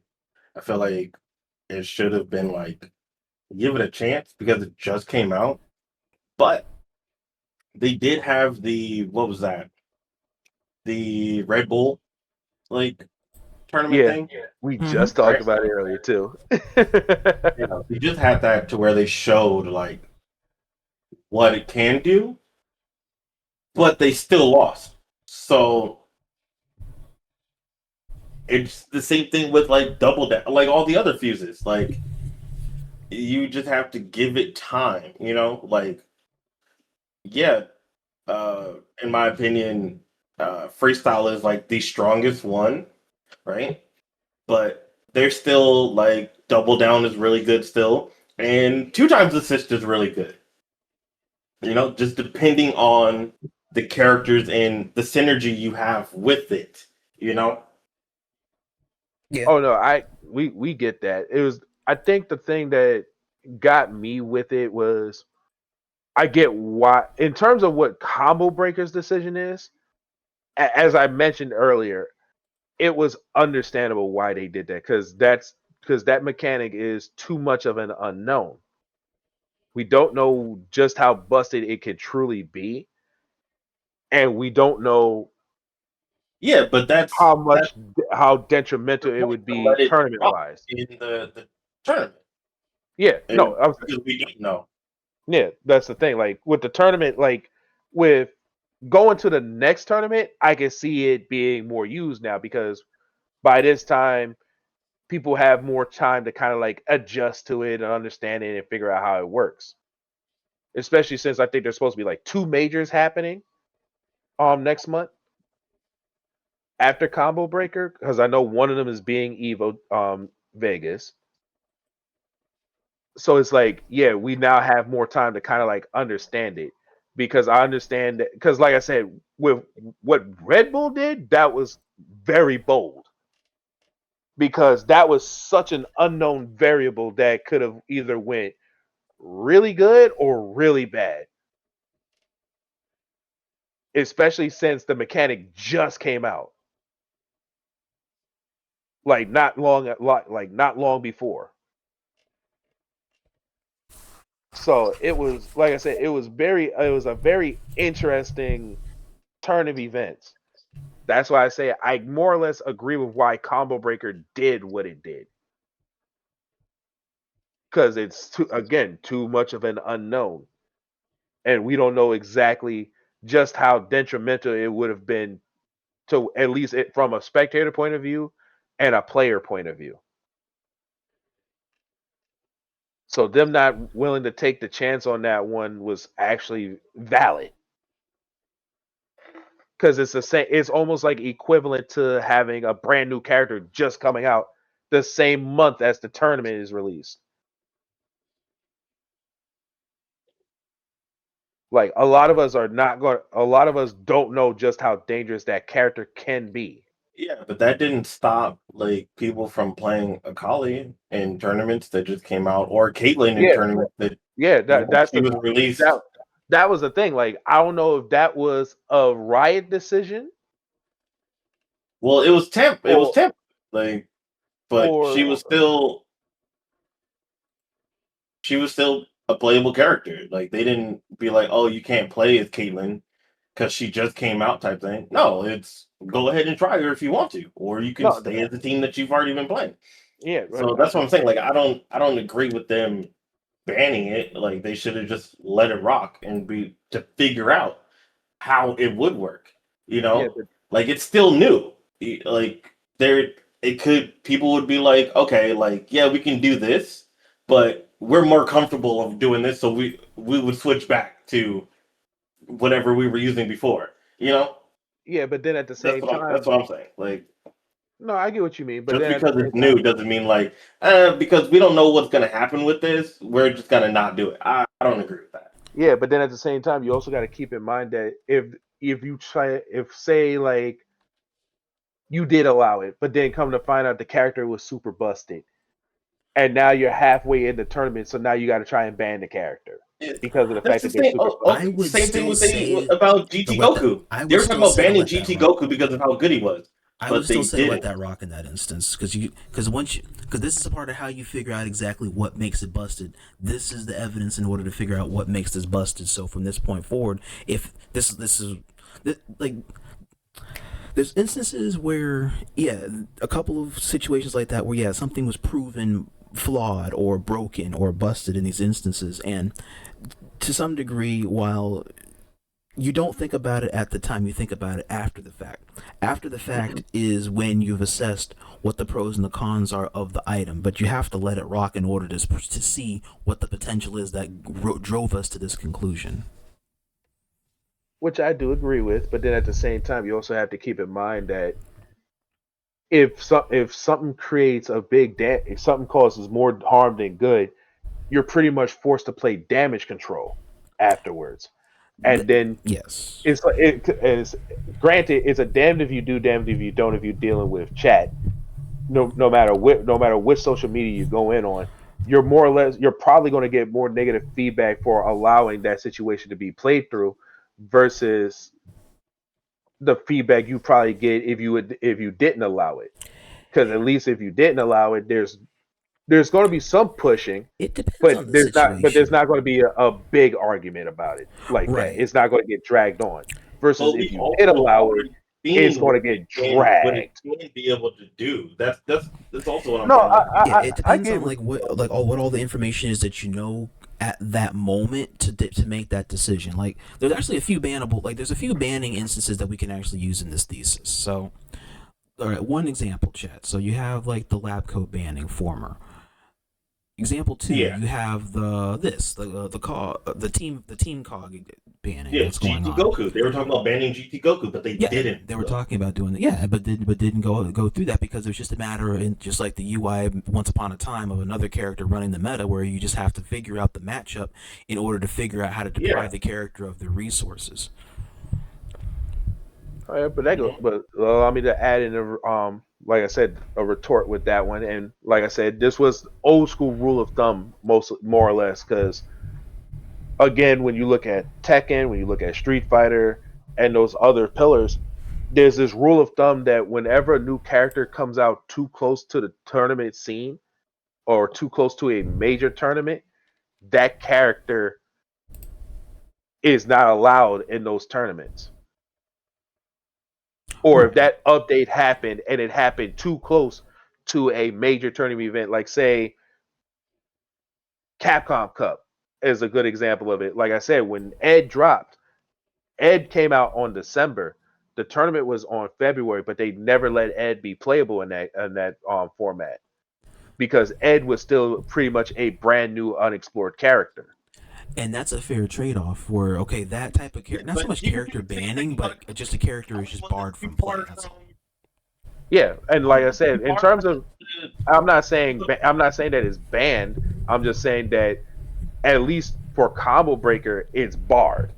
Yeah. because of the fact that, again, the last thing you want is it coming in, and then all of a sudden all types of backlash just happens, and now you're getting this stigma throughout the rest of the year, to where it's like, well, shit, do we allow this again next year, or do we do what we have to do to make sure that this stagnant backlash doesn't happen again? That's why it's like, I agree with why they did what they did. They're like, hey, there are other tournaments that are coming up that are majors that are going to allow this, because by this time everybody should figure out how the mechanic works. Exactly.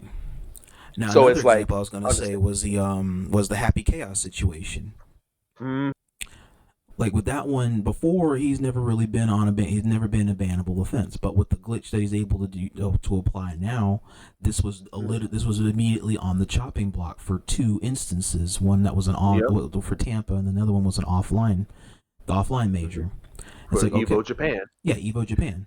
And so for Yeah. here, that's an like, I understandable understand, debate, because you're the understanding character how has, like, abusable the mechanic is. a complete, like, basically a glitch in the game that's breaking the game. Yeah, I understand that. But team fight, we've seen how it works, and it's not breaking the game or anything like that. Right. So that's why I'm like, I don't get it. You Well, know? Yeah, that's Even why though, I'm just like, thinking yeah, that it's it was new, just too soon. but we've at that already point. seen it in a tournament of them showcasing it. People have already been playing with it, practicing with it. That's what I'm saying. And also, like, Caitlyn, she was new. She was what, a couple of days before, or no, she was a couple of weeks before Tampa. Yeah, and Tampa still let it rock. Yeah, but and like I said, we don't know if that's a riot people thing, aren't doing everything that they're doing with her now.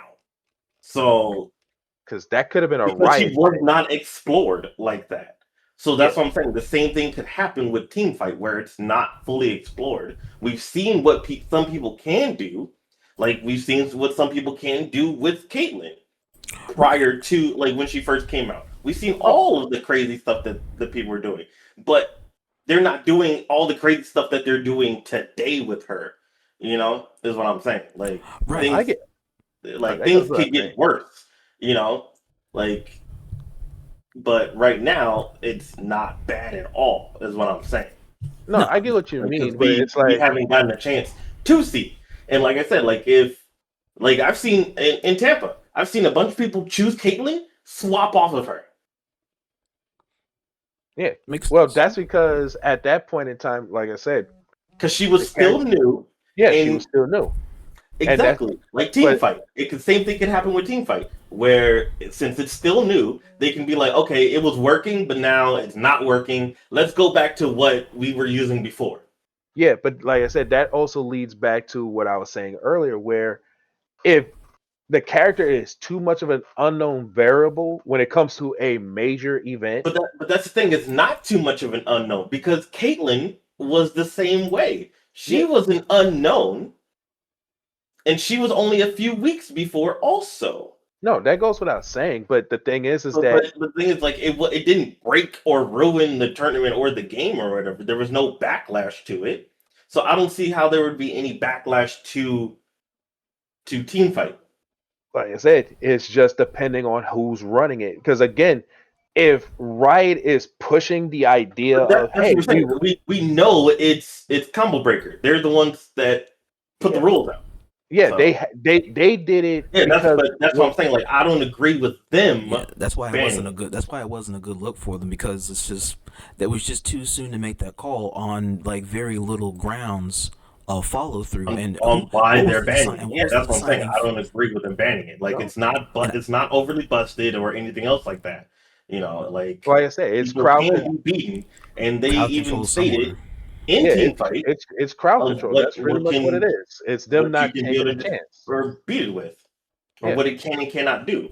What like I said, I get it, but at the same time, like I said, because when you look at Combo Breaker is one of the biggest events in the US, especially going into the summertime. And it's one of the older events in the US, because it's been around for as long as I can remember. I mean, I mean, yeah, but so Evil's But not necessarily new either. But I'm no, pretty sure Evo would have Evo's let it rock. older. But it depends because Evo Vegas used to never let certain things rock either. Like what? Like, Like if a new character came out like a month before Evo, they would normally say no, the character is not allowed. but they allowed. But that's why I brought up GT Goku, because it was talked about GT Goku, but he was allowed, But even though like, like he was the strongest character at that time in the yeah, game. that He was goes still without Right. saying. allowed. But And that that's goes true. without saying. Like I said, whatever they And the decided person to, that won that Evo did not have him on the team. So, no, that goes so without saying. But like I said, that Yeah, was that's kind of fine. like them playing a leeway. But Combo Breaker follows the old school rules. The old school rules is if it looks like it's going to be more harmful than good in some aspect, whether the mechanic is broken or not, or whether the but character is but broken or that's what not, I'm saying. they How don't. where is the bad? They're That's what I'm not. saying. Where is the They're. bad? There's That's what I'm trying to nothing. get. The Night. That's what I'm the trying to person get in at. charge has to just make that judgment They ahead of don't. time. They don't That's want all. to take that chance. It's the same thing where, like, if a new character just came out on the same week as Super Yeah, Saturday but Showdown, but if I'm they're not if going they're to talking trust. about we have to outweigh the good and the bad, but Yeah, where's the bad? the That's bad that's is what the. I'm saying. The bad So is Like I it's said, the like bad is a case by case so it's like how situation. can you say how can you say like, oh, I want to outweigh the good and bad, and then in the same breath I don't want to deal with it, period. That doesn't well, make sense. well, truth That's be what I'm told, saying. when they That when that they does that bought wouldn't it, make any sense. but when they bought it, not too many people pushed. Versus, oh, if Combo Breaker allows this, because they were getting backlashes of whether or not they were going to push it. I But the don't moment they said we're not going to have it on here yet, we're going to let it just rock on other events. And then see it But by for the time it now, gets on our doorstep. yeah, yeah, and that's it. That's all there is to it. It's no I mean, harm, yeah, no they, foul. they they said it. They said it. Yeah, but Yeah, but notice how there wasn't that big of a push. Yeah, That's because I mean, ground control. what can we say to the company to make them change their mind? We're not we're not Exactly. putting money up for the company. The company is putting the money up for Yeah, the but players. yeah, they're So that's yeah, different. We can't but we can't they could force have. them or anything else like that in a sense. Well, Like, here's the thing. We trust me. The internet is capable of a lot of things. Look at Sonic the Hedgehog, but yes and no at the same time, because there's because there's other things, but that's a different yeah, conversation altogether. So yeah, because it could have happened at any moment. But them making that decision as someone who wants to make sure that things run as smoothly as possible, I actually agree with that decision. Whether it's for a popular demand or not, because like I said, the last thing you want is for the damage to start and then you got to backtrack. all of a sudden, yeah, then you got to backtrack and now you got to deal with a forest fire here, a major backdraft there, And then you like got the Twitter, and then you got Twitter fingers here that's just gonna amplify that shit. yeah, because they're practically Because walking propane. they just drama feed. That's all Twitter Yeah, would be at that point. yeah, and that's the last shit. Heaven forbid that shit gets to Reddit. Oh, I mean, I mean, 2X already has like a bunch of like backlash yeah, to its and name. it's probably had So its own so Redditor section. yeah, so it's like I think when Combo Breaker did that, it did that for not really just its betterment, but to kind of like also kind of like save. I won't say save face for 2XKO. I want to say soften the blow Yeah, it in a softened the sense. blow for whatever the expectation was. Like at the end of the Yeah, day, like the cog still did the deed, but it didn't win, unironically. yeah, So yeah, it proved the point. and it's yeah. It all it did was prove the point that yeah, we don't want to take a chance of this possibly doing more harm than good. Possibly. And I'm not saying that there's still whether time it between was now or and whether it Combo Breaker. wasn't. They can honestly still retract that decision for all we know. We still got about what 2 weeks, a week ago or something like that. Because we're not that far off. Because I know this weekend is MomoCon. That much I do know. I know MomoCon has a big event happening for it. But if I remember right, Combo Breaker is literally the weekend after. if I remember correctly, because sometimes them and Combo Breakers tend to share the same weekend. Yeah, it's like But crisscrosses. yeah, so there's times where I'm like, yeah, I can see a world where Combo Breaker would have allowed this, and if they did, kudos to them. They're being bold because, like I said, what Red Bull did was very bold. And a lot of people really didn't agree with that decision that Red Bull did. A lot of people did not agree. That's where it becomes a damned if you do, damned if you don't. Yes. And even Sonic Fox was for the decision that Red Bull did. So he was kind of like pushing for the idea of the fuse being used post haste immediately. And it's like, while I understood where he was coming from, or they, depending on their current pronouns. Both, you got it. Yeah, it's more or less of nobody wants to take a chance on dealing with something that may or may not be volatile. And again, you already know how Twitter be. Yeah, I mean, if they're gonna say something at the end, anyways, but it would also be it was less of a rebuttal than had they let it go through, and then maybe we'd be on the other side of the timeline. Yeah, because if it was on the other side of the timeline, yeah, we would have probably got a good spectacle out of it. But then we don't know whether or not that backlash would have happened, where I agree with Knight, where it's like you don't know whether or not this was a good or bad thing because you didn't want to take the necessary risk. Right. Whereas the next pinnacle will take that risk, and so you get to see. Yeah. So it was like, okay, it's understandable, but at the same time, like I said, I agree with what Knight is trying to get at with this one, because it's like, give it a chance if you've seen what it was capable of at Red Bull. Because if Red Bull was willing to allow it to slide, why shouldn't you allow it to slide? And mind you, Red Bull isn't really that new to the fighting game scene at this point. We can both attest. All three of us can agree. A few years in, Red Bull has been around for fighting game since Red Bull does everything. I want to say Bull 2016. Red Bull gets rap everything. ciphers, they do a lot. Yeah, Red Bull does they do more shit for every community. They got a game of tag community. What? Like, yeah, they got a parkour tag community. That shit would be fucking hilarious to me.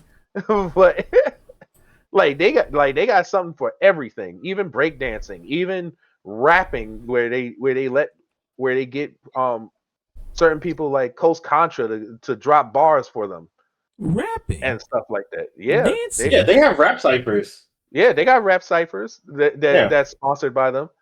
Yeah, Red Bull does everything. Yeah. Like, literally, it's surprising how much pull Red Bull has. Man, like they even had a tournament called Brooklyn Beatdown at one point for Street Fighter V, and that was normally everybody's way of getting into the Capcom Cup talk, because that's how you get qualified. But they, for some weird reason, stopped doing it. I don't know if it's because Barkley got expensive for them or what, or maybe there was just some things that they just didn't agree on. But it was kind of sad not to see it continue. But yeah, they even do a lot for CS:GO. They do a lot. damn. I think it's almost impossible to not see them at any tournament at this point, because that's how much pull they have. But yeah, that's pretty much what that is. It's like it was a damned if you do, damned if you don't situation, and I don't think Combo Breaker wanted to deal with that situation. What you got for us now? The next question is, okay, do spectators enjoy ban systems, or does it make the game harder to follow? It's the latter. Because, and I think Knight can agree with me on that one. It's the latter. because you got one with Happy Chaos where the game can get very boring when it comes to the broken stuff or the banned stuff. Then there's moments where you look at, like I said, then there's the whole Blanca situation where Blanca was technically banned for a tournament after the damage was kind of done because of the fact that he was capable of stopping time and get free damage off of his opponents. But after they finally banned him, by the time they banned him, the damage was already set in stone. Another clear example would be, I know Nightlake is not a fan of this game whatsoever, but he can attest to it. Dragon Ball Sparking Zero. Oh gosh. He knows exactly what the fuck I'm talking about too. Well, with Android 19 and 20. The puff white boy. I know what you're talking about. Yeah, the infamous runaway recharge meter, get free punish, and then exactly how he played runaway go up and down. Yeah, and mind you, people, and yeah, granted, we really don't call arena fighters fighting games like that, but it's there for a reason, I guess. I mean, I call them fighting games, like, because I played them also, just not That's all fair. Of them. That's fair. And it's a different type of fighting game. Yeah. And it's 2D and 3D fighting games. Yeah. Yeah. It is. Like, they both have their own. They have their own recipes and whatnot. The key thing on what makes them accepted is like how well they try to control their levels of Mickey. Oh boy, that is. Because some just let the fruit hang low. Others you had to fight for it. Others you got paid to win, and others is where the devs just do it to themselves. Yeah, and this one was definitely all of the fucking above. Yeah, I mean, like in the Storm fighting games, the Naruto Storm fighting games, like those, like I really enjoyed those. Those are fun. I like the Demon Slayer fighting game. You can miss me with JoJo's Bizarre Adventure. You can miss me with One Piece. You can miss me with understandable. A lot of those. Even the like some like tag fighters, like the Hunter x Hunter one, trash. That I was saying that from the beginning, like before they even released it. I said it was going to be bad. It's all good. And I was right. But power to the people that bought it. You know, they wasted their money, in my opinion. But hey, if they enjoyed the game, they enjoyed the game. Yeah. But, shout out to last year's Evo champ who won against 20 other people. Facts. Hey, that's still enough for a full bracket, despite it not being like a big bracket. That's still enough for a full size bracket to still say, "Hey, I'm that dude," even if the game is not that game. I mean, fair enough, but for that Evo though.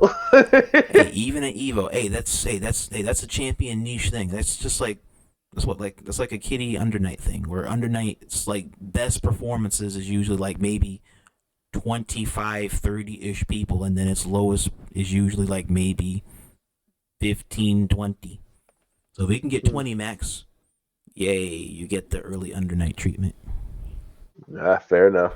But yeah, it was one of those things where it was like,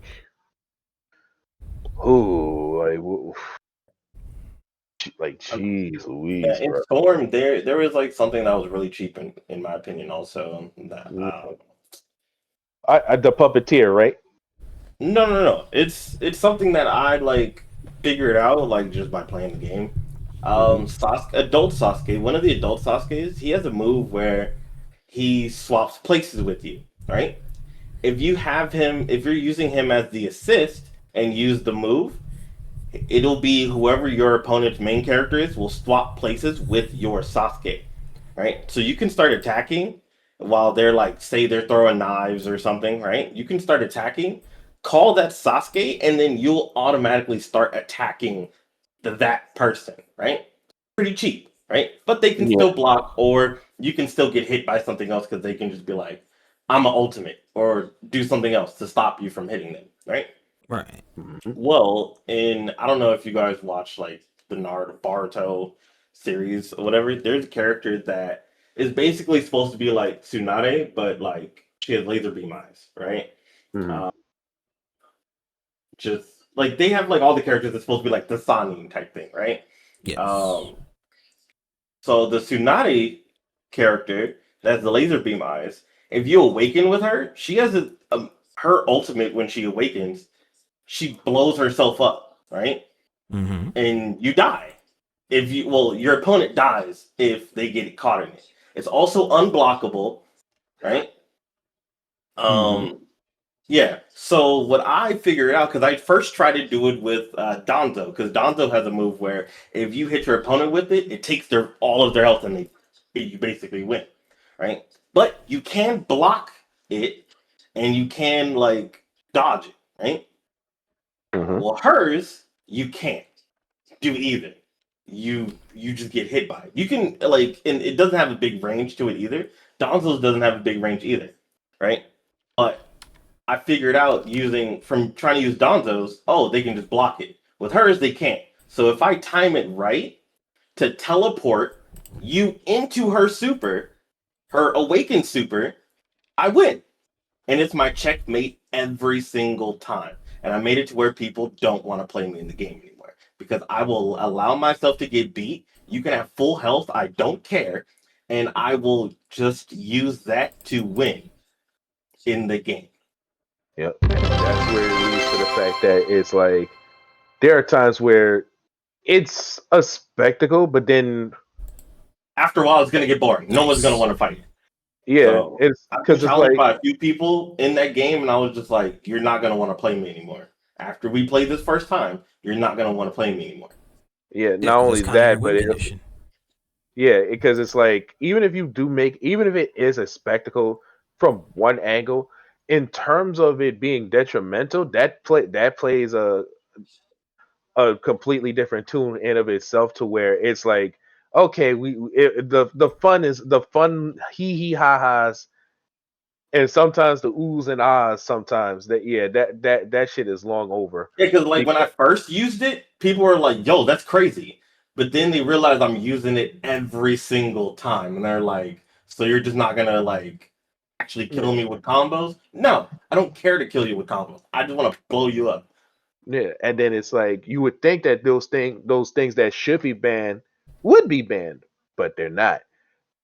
Yeah, because it's just like those are Especially instances. if they're not, especially if you're not if the devs aren't deciding, hey, let's rein it in, make sure that it doesn't do too much or do anything too crazy, but yet the Yeah, because you're damage has talking already about been done. isolated. Yeah, because like you're talking about isolated instances at that point where okay, this gives off shades of being overpowered, but there still is all stuff naturally in the game, and it doesn't deter the natural chain of events that are allotted to whatever that could happen in the validity of a game Hmm. within reason, which is whatever the Yeah, patch is dictating, as long as there are no bugs, which are usually what are seen to, or glitches, which is also usually what's seen to. yeah, because another good example is again going back to this game, well, or back to the title of the game, Street Fighter Third Strike, where Gil, the boss character, is 100% banned because nobody wants to deal with all the gimmicks that he has plus resurrection.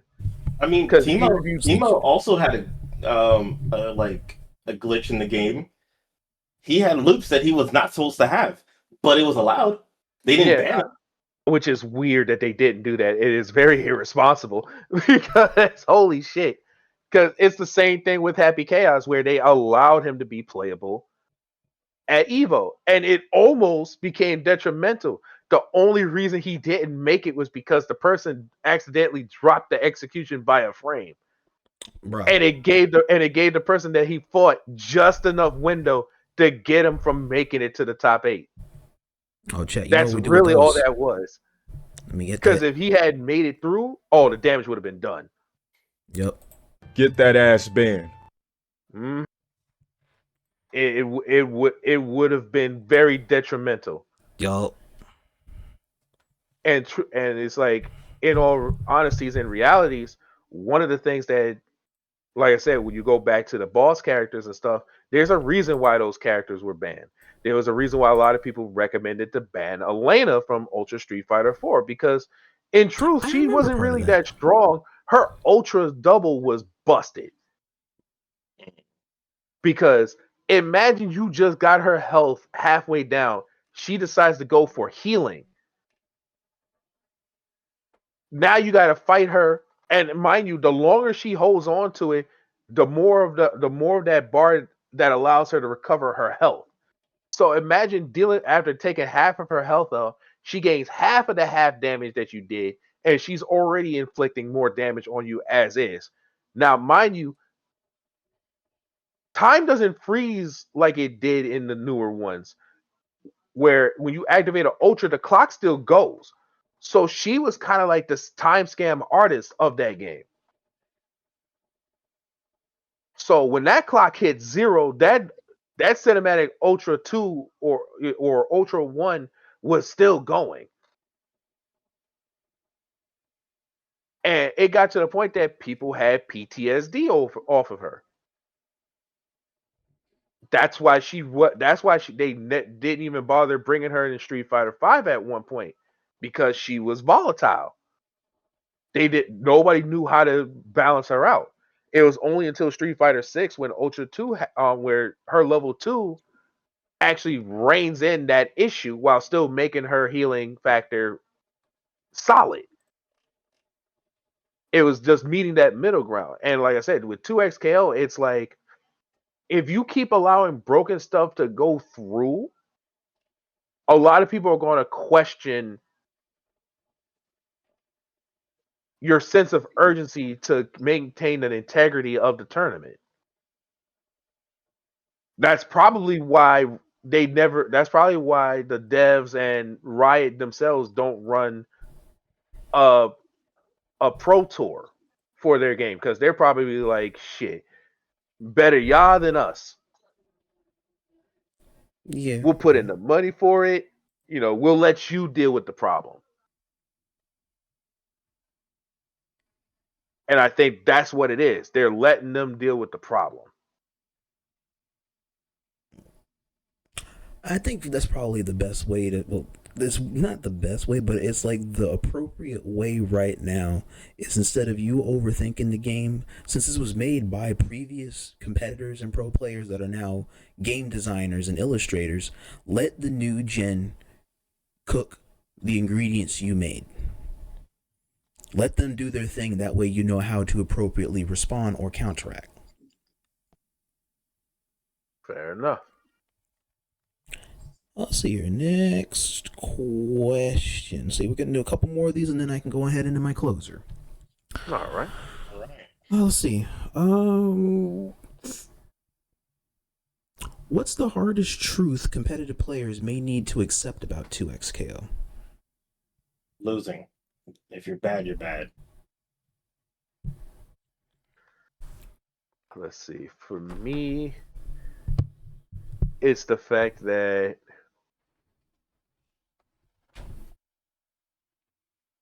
it's for like 2XKO is whether you wanted it to be or whether you didn't want it to be or not, it is definitely for the modern generation. At least that's how I'm perceiving it.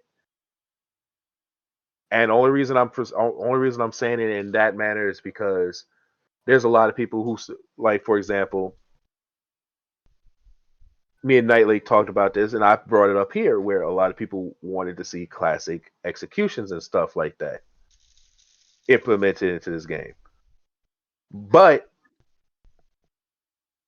the fact that it's stuck to its guns and it's committing to the controls and stuff that it's committing into, it just shows that it's not going to always be for everybody, but it's out there for you to want to play, regardless. Because it still offers some form of because the game still offers some form of high execution for you to study and stuff like that. It's just that some of these like combos are like really not easy to pull off. Yeah. It is and then it's not at the same time. Yeah. People already complain about there's too many input or too many buttons. Like, why are we using every single button for like something different? Like where Yeah. Street Fighter, you can press 2 buttons for grab, or you can press the 1 button for grab. You Mhm. don't have that in this game. Yeah, there's no luxury Yeah, of of macro like, oh, I can control. move my controls to just being like, oh, I'll move this to just grab. Yeah, there isn't that unless you press like R3 or L3 or something to grab, Yeah, right? yeah, Or activate burst or something like that. Like they yeah, don't necessarily have that. Hell, for yeah, team fight, they made it tag and attack at the same time. So that just shows you they don't have a singular button thing for stuff. So yeah, everything is two inputs at one time. yeah. I guess that's another tough pill to swallow that a lot of people have to expect too, is that there's no shortcut Yeah. So if when you're it trying comes to to do learning this traditional game. inputs and do all of these different things at the same time, Yeah, lots of people that are playing now probably would not be playing. yep. That's pretty much all there Even the is to it. people that want the traditional inputs and stuff like that probably would not be playing the game at all either if they did have those things, because they're still using all of the other buttons at the same time. Mhm. So So it's like so it's kind of like, unfortunately, it's more, like I said, it leads back to the fact that it's more for the modern day play versus versus the status quo that we're always used to with every other fighting game. Like I said, they could have did it like maybe like DNF Duel, because that's kind of like the closest you can kind of get yeah, with that DNF situation. Duel, Grand Blue, yeah, they Yeah, have that, but yeah, they also have the regular, yeah, the regular standard macro and stuff like that. So it's like yeah, they it's have both, but I people still use the simple input from what I've gathered, because yeah, I've been told, because in Grand Blue I don't use the simple inputs, but I've been told, dude, why don't you just use the simple inputs? They're there for a reason, yeah, and I'm because like, you're right. they're not illegal. Just like, surprisingly, and this is something that I can say, Tekken 8's infamous little auto combo mechanic that they got in the game, that's legal in tournaments. I literally Googled it not too long ago. I was like, huh, Really? yeah. So 2 button pressing is legal in tournaments. I was like, that's crazy. I was like, huh. I don't know why, but okay, whatever. I guess If they allow, what is that, auto auto combo. mode in 2x scale also, that's not banned. So Yeah, and that in and of itself is kind of, that in itself is insane. It's wild when you think about it. Yeah, yeah. because But granted, I don't see people using it though. That's the thing. I don't see anybody That's the using it. thing. It's If not. you are using It's a it, I simple don't route, but it's not necessarily see you going far.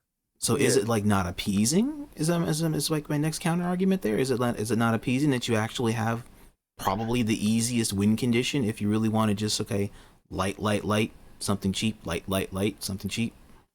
yeah, I think that's Yeah, what but it the is. thing is like it can your light can be blocked, and then not all supers are like safe. Safe on block. Yeah, Yeah, yeah. that's one of the Or big yeah, caveats. or like they're not invul. Like you can smack people out of their level ones. So Yeah, unless it depends on the character's level ones, and because then certain some level ones. characters lights aren't good either. Like Yeah, so it's a weird caveat that it has, and plus people are too proud to really want to use something like that as part of their go-to preference. yeah, it's not like Dragon Ball Which I can kind of Fighters. Yeah, understand. Not like Dragon Ball Fighters. So yeah, it's Well, not like not even Dragon Ball that. Fighters. It's Like, not there's like other games that can Tokan. use other. Well, no, that's not even that. 'Cause, I mean, fighters, yes, it can use an auto combo system to some degree, but there's still an execution layering there. So Yeah, even then, it's not just light. But like another yeah, thing that uses light to like simplicity. Yeah, you could probably use DNF, I guess, as an example.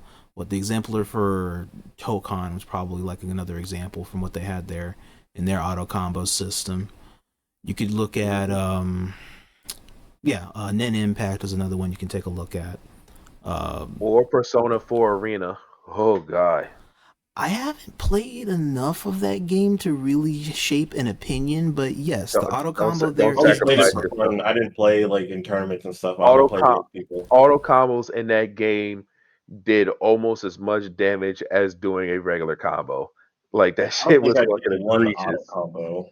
Like if you get hit by light by the dude with the red cape, oh, it is so dumb. It's so stupid, and it's like, why does this work? Why does characters like this have it? And then, like I said, it does ridiculous damage. Like it's all it's toxic as hell. Like it's like, well, shit. Me just pressing buttons just allows me to win games. Well, me pressing one button allows me to win games. I might as well be an Eddie Gordo main. I might as well be 3 Raga.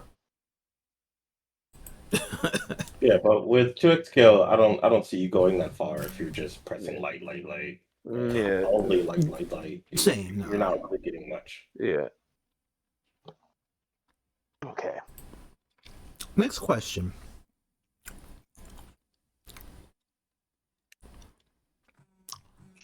Do you think people are judging 2XKO as a game or as Riot's game?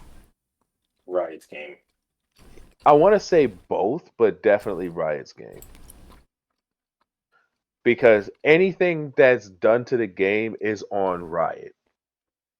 100%. Like, whatever decisions that are allowed to slide on through that a lot of us don't agree with, we're looking at Riot for why the game is in a weird state that it's in, versus if the game is in the path to the right direction, we're more or less praising the devs more than we're praising Riot as a whole.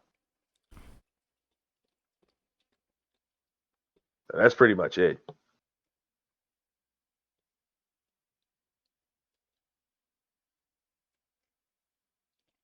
Okay. Yeah, no one's, I've seen on Twitter so many people are like, I'm not playing it because it's Riot. Okay, they just don't support Riot, and I'm like, that's fine, I guess. Like, you don't. It's a free game though. You don't have to purchase anything.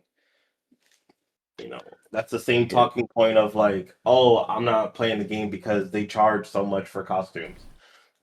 Your gameplay has nothing to do with the costumes, though. Yeah, it's I don't know. Yeah, Okay. Yeah. But yeah, that's pretty much it. There's really nothing really much to talk about after that one, because I think we pretty much spreaded it out so much with the other subjects. Pretty much. So, in my closing, in my closer here, aside from accessibility, what do you feel 2XKO is trying to change about fighting games? This is what I'll leave us out on. That one, it could be a lot of things, but I think it's trying to change. I think it's doing what most of the other older fighting games are trying to do now, and that is make it more accessible. I think it's trying to change the way accessibility works for fighting games, where it's like it's easy to dive in, hard to master. And it's like everybody pretty much starts at ground zero. Well, in terms of ideology, but as the months and the days, the weeks, the months, the years go by, people will put in the effort to, learn the game, enjoy the game, and treat the game as a fun fighting game for everybody to enjoy. And the other thing that it definitely changes the aspect of that, what it does well versus what a lot of other fighting games were looking to formulate, while very few of them were able to pull it off but barely got appreciated for, is the concept of teaming up with your friends or your duo in that regard. So I'll it say. feels like a true team fighter. Yeah, because like Because you like can I said, play with friends, but because like you can play with friends in fighting games all the time, but that managed to weirdly solidify the concept of playing with my friend in like a whole other aspect. yeah, and don't get me wrong, 2XKO is not the first to do it by any means, but it is the first to successfully run with it as a concept because of, and again, this is because the devs and Riot pushed for the ideology of the concept of duos. I Right. think if because when you hear them talk about everything and anything, they're really talking about the concept of duos. They really want you to team up with somebody. And Wish I had a person to team up with. He just don't play the game. He's with you in spirit. What does he play? he's playing Street Fighter 6. That's what Oh, he damn it. plays. oh, from what I heard, he was playing Invincible Versus. Oh, that too. Yeah. Uh-huh. Yeah. Well, damn. I'm about to But say, then at least he's in Hell on one. he really didn't play. Now he's playing Street Fighter 6 again because he needs to like get better with Ryu, and he was talking about like maybe trying to go for Legend with Ryu, maybe. So he's Really? got Because priorities. from what I heard, he's playing Invincible Versus, trying to learn Elemental and two other characters. So You know, So he's trying to learn the but, Mash Queen my on one and the my Mash duo, Cheerleader. he did have me play with him, and then he was like, you know what, this game probably isn't for me, and then he like checked his afro and was like, yeah, it's gonna make my afro sweat out. I can't do this. I gotta have my afro on point 10 all the time. So Huh? shit, he must have an immaculate afro then, because from what I An understood, afro he or got a a bald pompadour? head. This man I'm have not talking about beard. I'm talking about you. Oh, now he considers me his duo. You were supposed to benefit the duo. You just don't play. you were talking about him. Oh, I thought you were talking about somebody else. No. I did have a duo partner, but he like stopped playing altogether also. And I'm just like, it's crazy, The only reason I'm diving into Street Fighter right now is because there's two like major tournament events to potentially like put it this way, there's huge opportunity. Like one of them is involving CPT and the other one is involving getting the CEO. So it's like, if I'm going to take part in those windows, I gotta lock in. Fair. That And is a it's lot. like, yeah, I gotta lock in. I can't play any other game because it's like, as much as I want to learn those other games, I gotta lock in on this one. Now after June is over, I'm gonna jump into the other games because Defend the North is right after that for me. That's the And full that's PC event, isn't it? yeah, it's supposed to be an all PC event for fighting games, Yeah. retro and brand new, and they just announced 2XKO and Marvel Tokon as part of it. So I was like, all right, so I got like 5 games I got to try and learn after June is over, and I got to cram them all in. Will Tokon be fully out by then? It will be out on August. August okay. 6th, I believe. Yeah, August 6th. Somewhere between August 6th, August 8th. There's one Depending on your time zone. Gotcha. And your region. It's definitely between those because they got like 2 more teams they got to announce, and that's pretty much it. And I think we're going to get another big announcement at Combo Breaker. I'm got my fingers crossed because I'm going to add that to my Marvel assessment in my next chapter, depending upon if they do or don't. Because there's a couple of games that I'm still sitting and looking at. That's the one I'm looking at to definitely see what the expectation is for the lesser seen versus the popular picks or the road less traveled. Yeah. But yeah, outside of that, I feel like overall, just to kind of like close my factor here, or close my statement here, 2XKO 100% is a fun fighting game for a lot of people to learn. To kind of like dive into and learn. But the thing is that if you want to get better at the game, you got to go through a lot of hardships before you get to that bliss. And trust me, there's going to be a lot. There's that is written for a lot of fighting games. The 2XKO is not alone in that category. One of those main things is the fact that it just has to be careful with each of its updates and installments as time goes, since especially since they're treating every couple of months as a new season. And if that's the route that they're going with, they have to be very cautious of how they play that route. Now, Right. how they choose to play that route, that's clearly up to them. I still say instead of doing updates every season, you should just focus on making sure that whenever you release a new character or whenever you release a new mechanic, that those are properly balanced for the game more Right. than anything. Because they're trying to do And the then long term vision. Yeah, that makes more yeah, sense. yeah, and then especially if you're doing a 10-year run, that's when like an annual anniversary, that's when you should do major character change update change ups that'll shake the core of everything and have everybody learn to do certain things from scratch from start to finish. But again, this is their first year trying it out. And it's subjected to change. If they see that things work out, if they see that things are going their way, they're probably just going to keep it going. But if they feel like, okay, we need to take a page off of Tekken or Street Fighter 6 and stuff like that in terms of how we balance things, then that's the route they should go. And honestly, I feel like taking a page from Street Fighter 6 is the better choice because of the fact that despite how the infamousy that that game is currently having right now, it's still there's a reason why that game is still on top the way that it is. Because it didn't get over 7,000 people for no reason. Yeah. It did something right, and I feel like 2XKO and Riots as a whole needs to really pay attention to positives, even if they gotta borrow some ideas from other genres like NetEase with Marvel Rivals and stuff like that. At least from the positive perspective, I feel like that's something. I feel like if they borrow each things from each of these genres that are doing good, the game will reach new heights. But it's up to them to put in the work. Yeah. Mm. All right, let's see. All right, chat.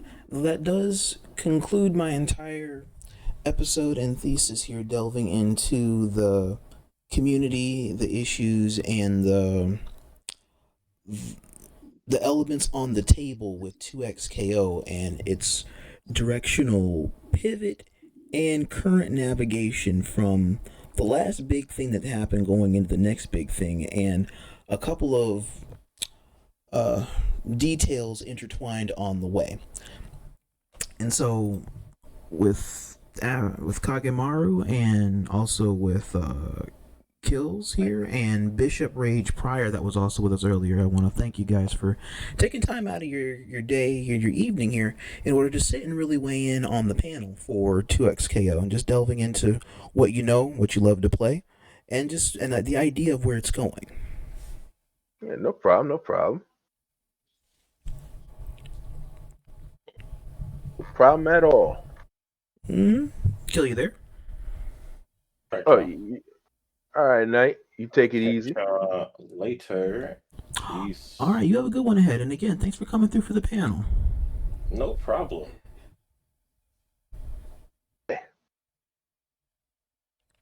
So, all right, but yeah, I'll let those guys know whenever once the episode is just finished and it's out on YouTube. That way, you guys can just feel free to just take a look at it and run it back. yeah, you no problem at all. Again, thank you for having me. I appreciate it from the bottom of my heart. Anybody you want us to raid? No, you could raid whoever it is you want to raid. I really don't have anybody in mind at the moment. So he was on the algorithm for 2XKO. So let's try.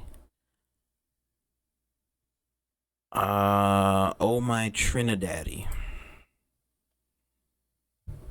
He is playing Darius. Fine. Darius Advitus. Alright, so we're gonna go on ahead here and raid Oh My Trinidaddy. You guys got my emotes, spam, let them know where you come from. For you guys out there on the algorithm, if you guys want to, feel free to leave a follow for Kagemaru here at 1987 and tune in for Super Saturday Showdown, which is his general brand, to take a look at some of these things here. Not necessarily on a Saturday, but to a weekend sitting is usually where the events happen for NA or for Mexico or for EU. Just depends on the time of day and the availability and the item in question. It could come to a game near you. Support the brand, and you can always get a chance to see or a chance to place for the game that you love to play the most. Yes, sir. And we're always glad to have other players come on through to show their might. Yep. So if you guys want to, the link for his channel will also be listed down below here for YouTube, and the link tree here also for the rest of the social media in which to follow.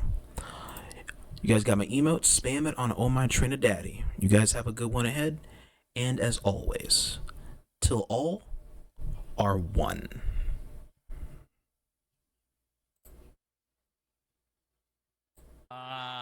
That's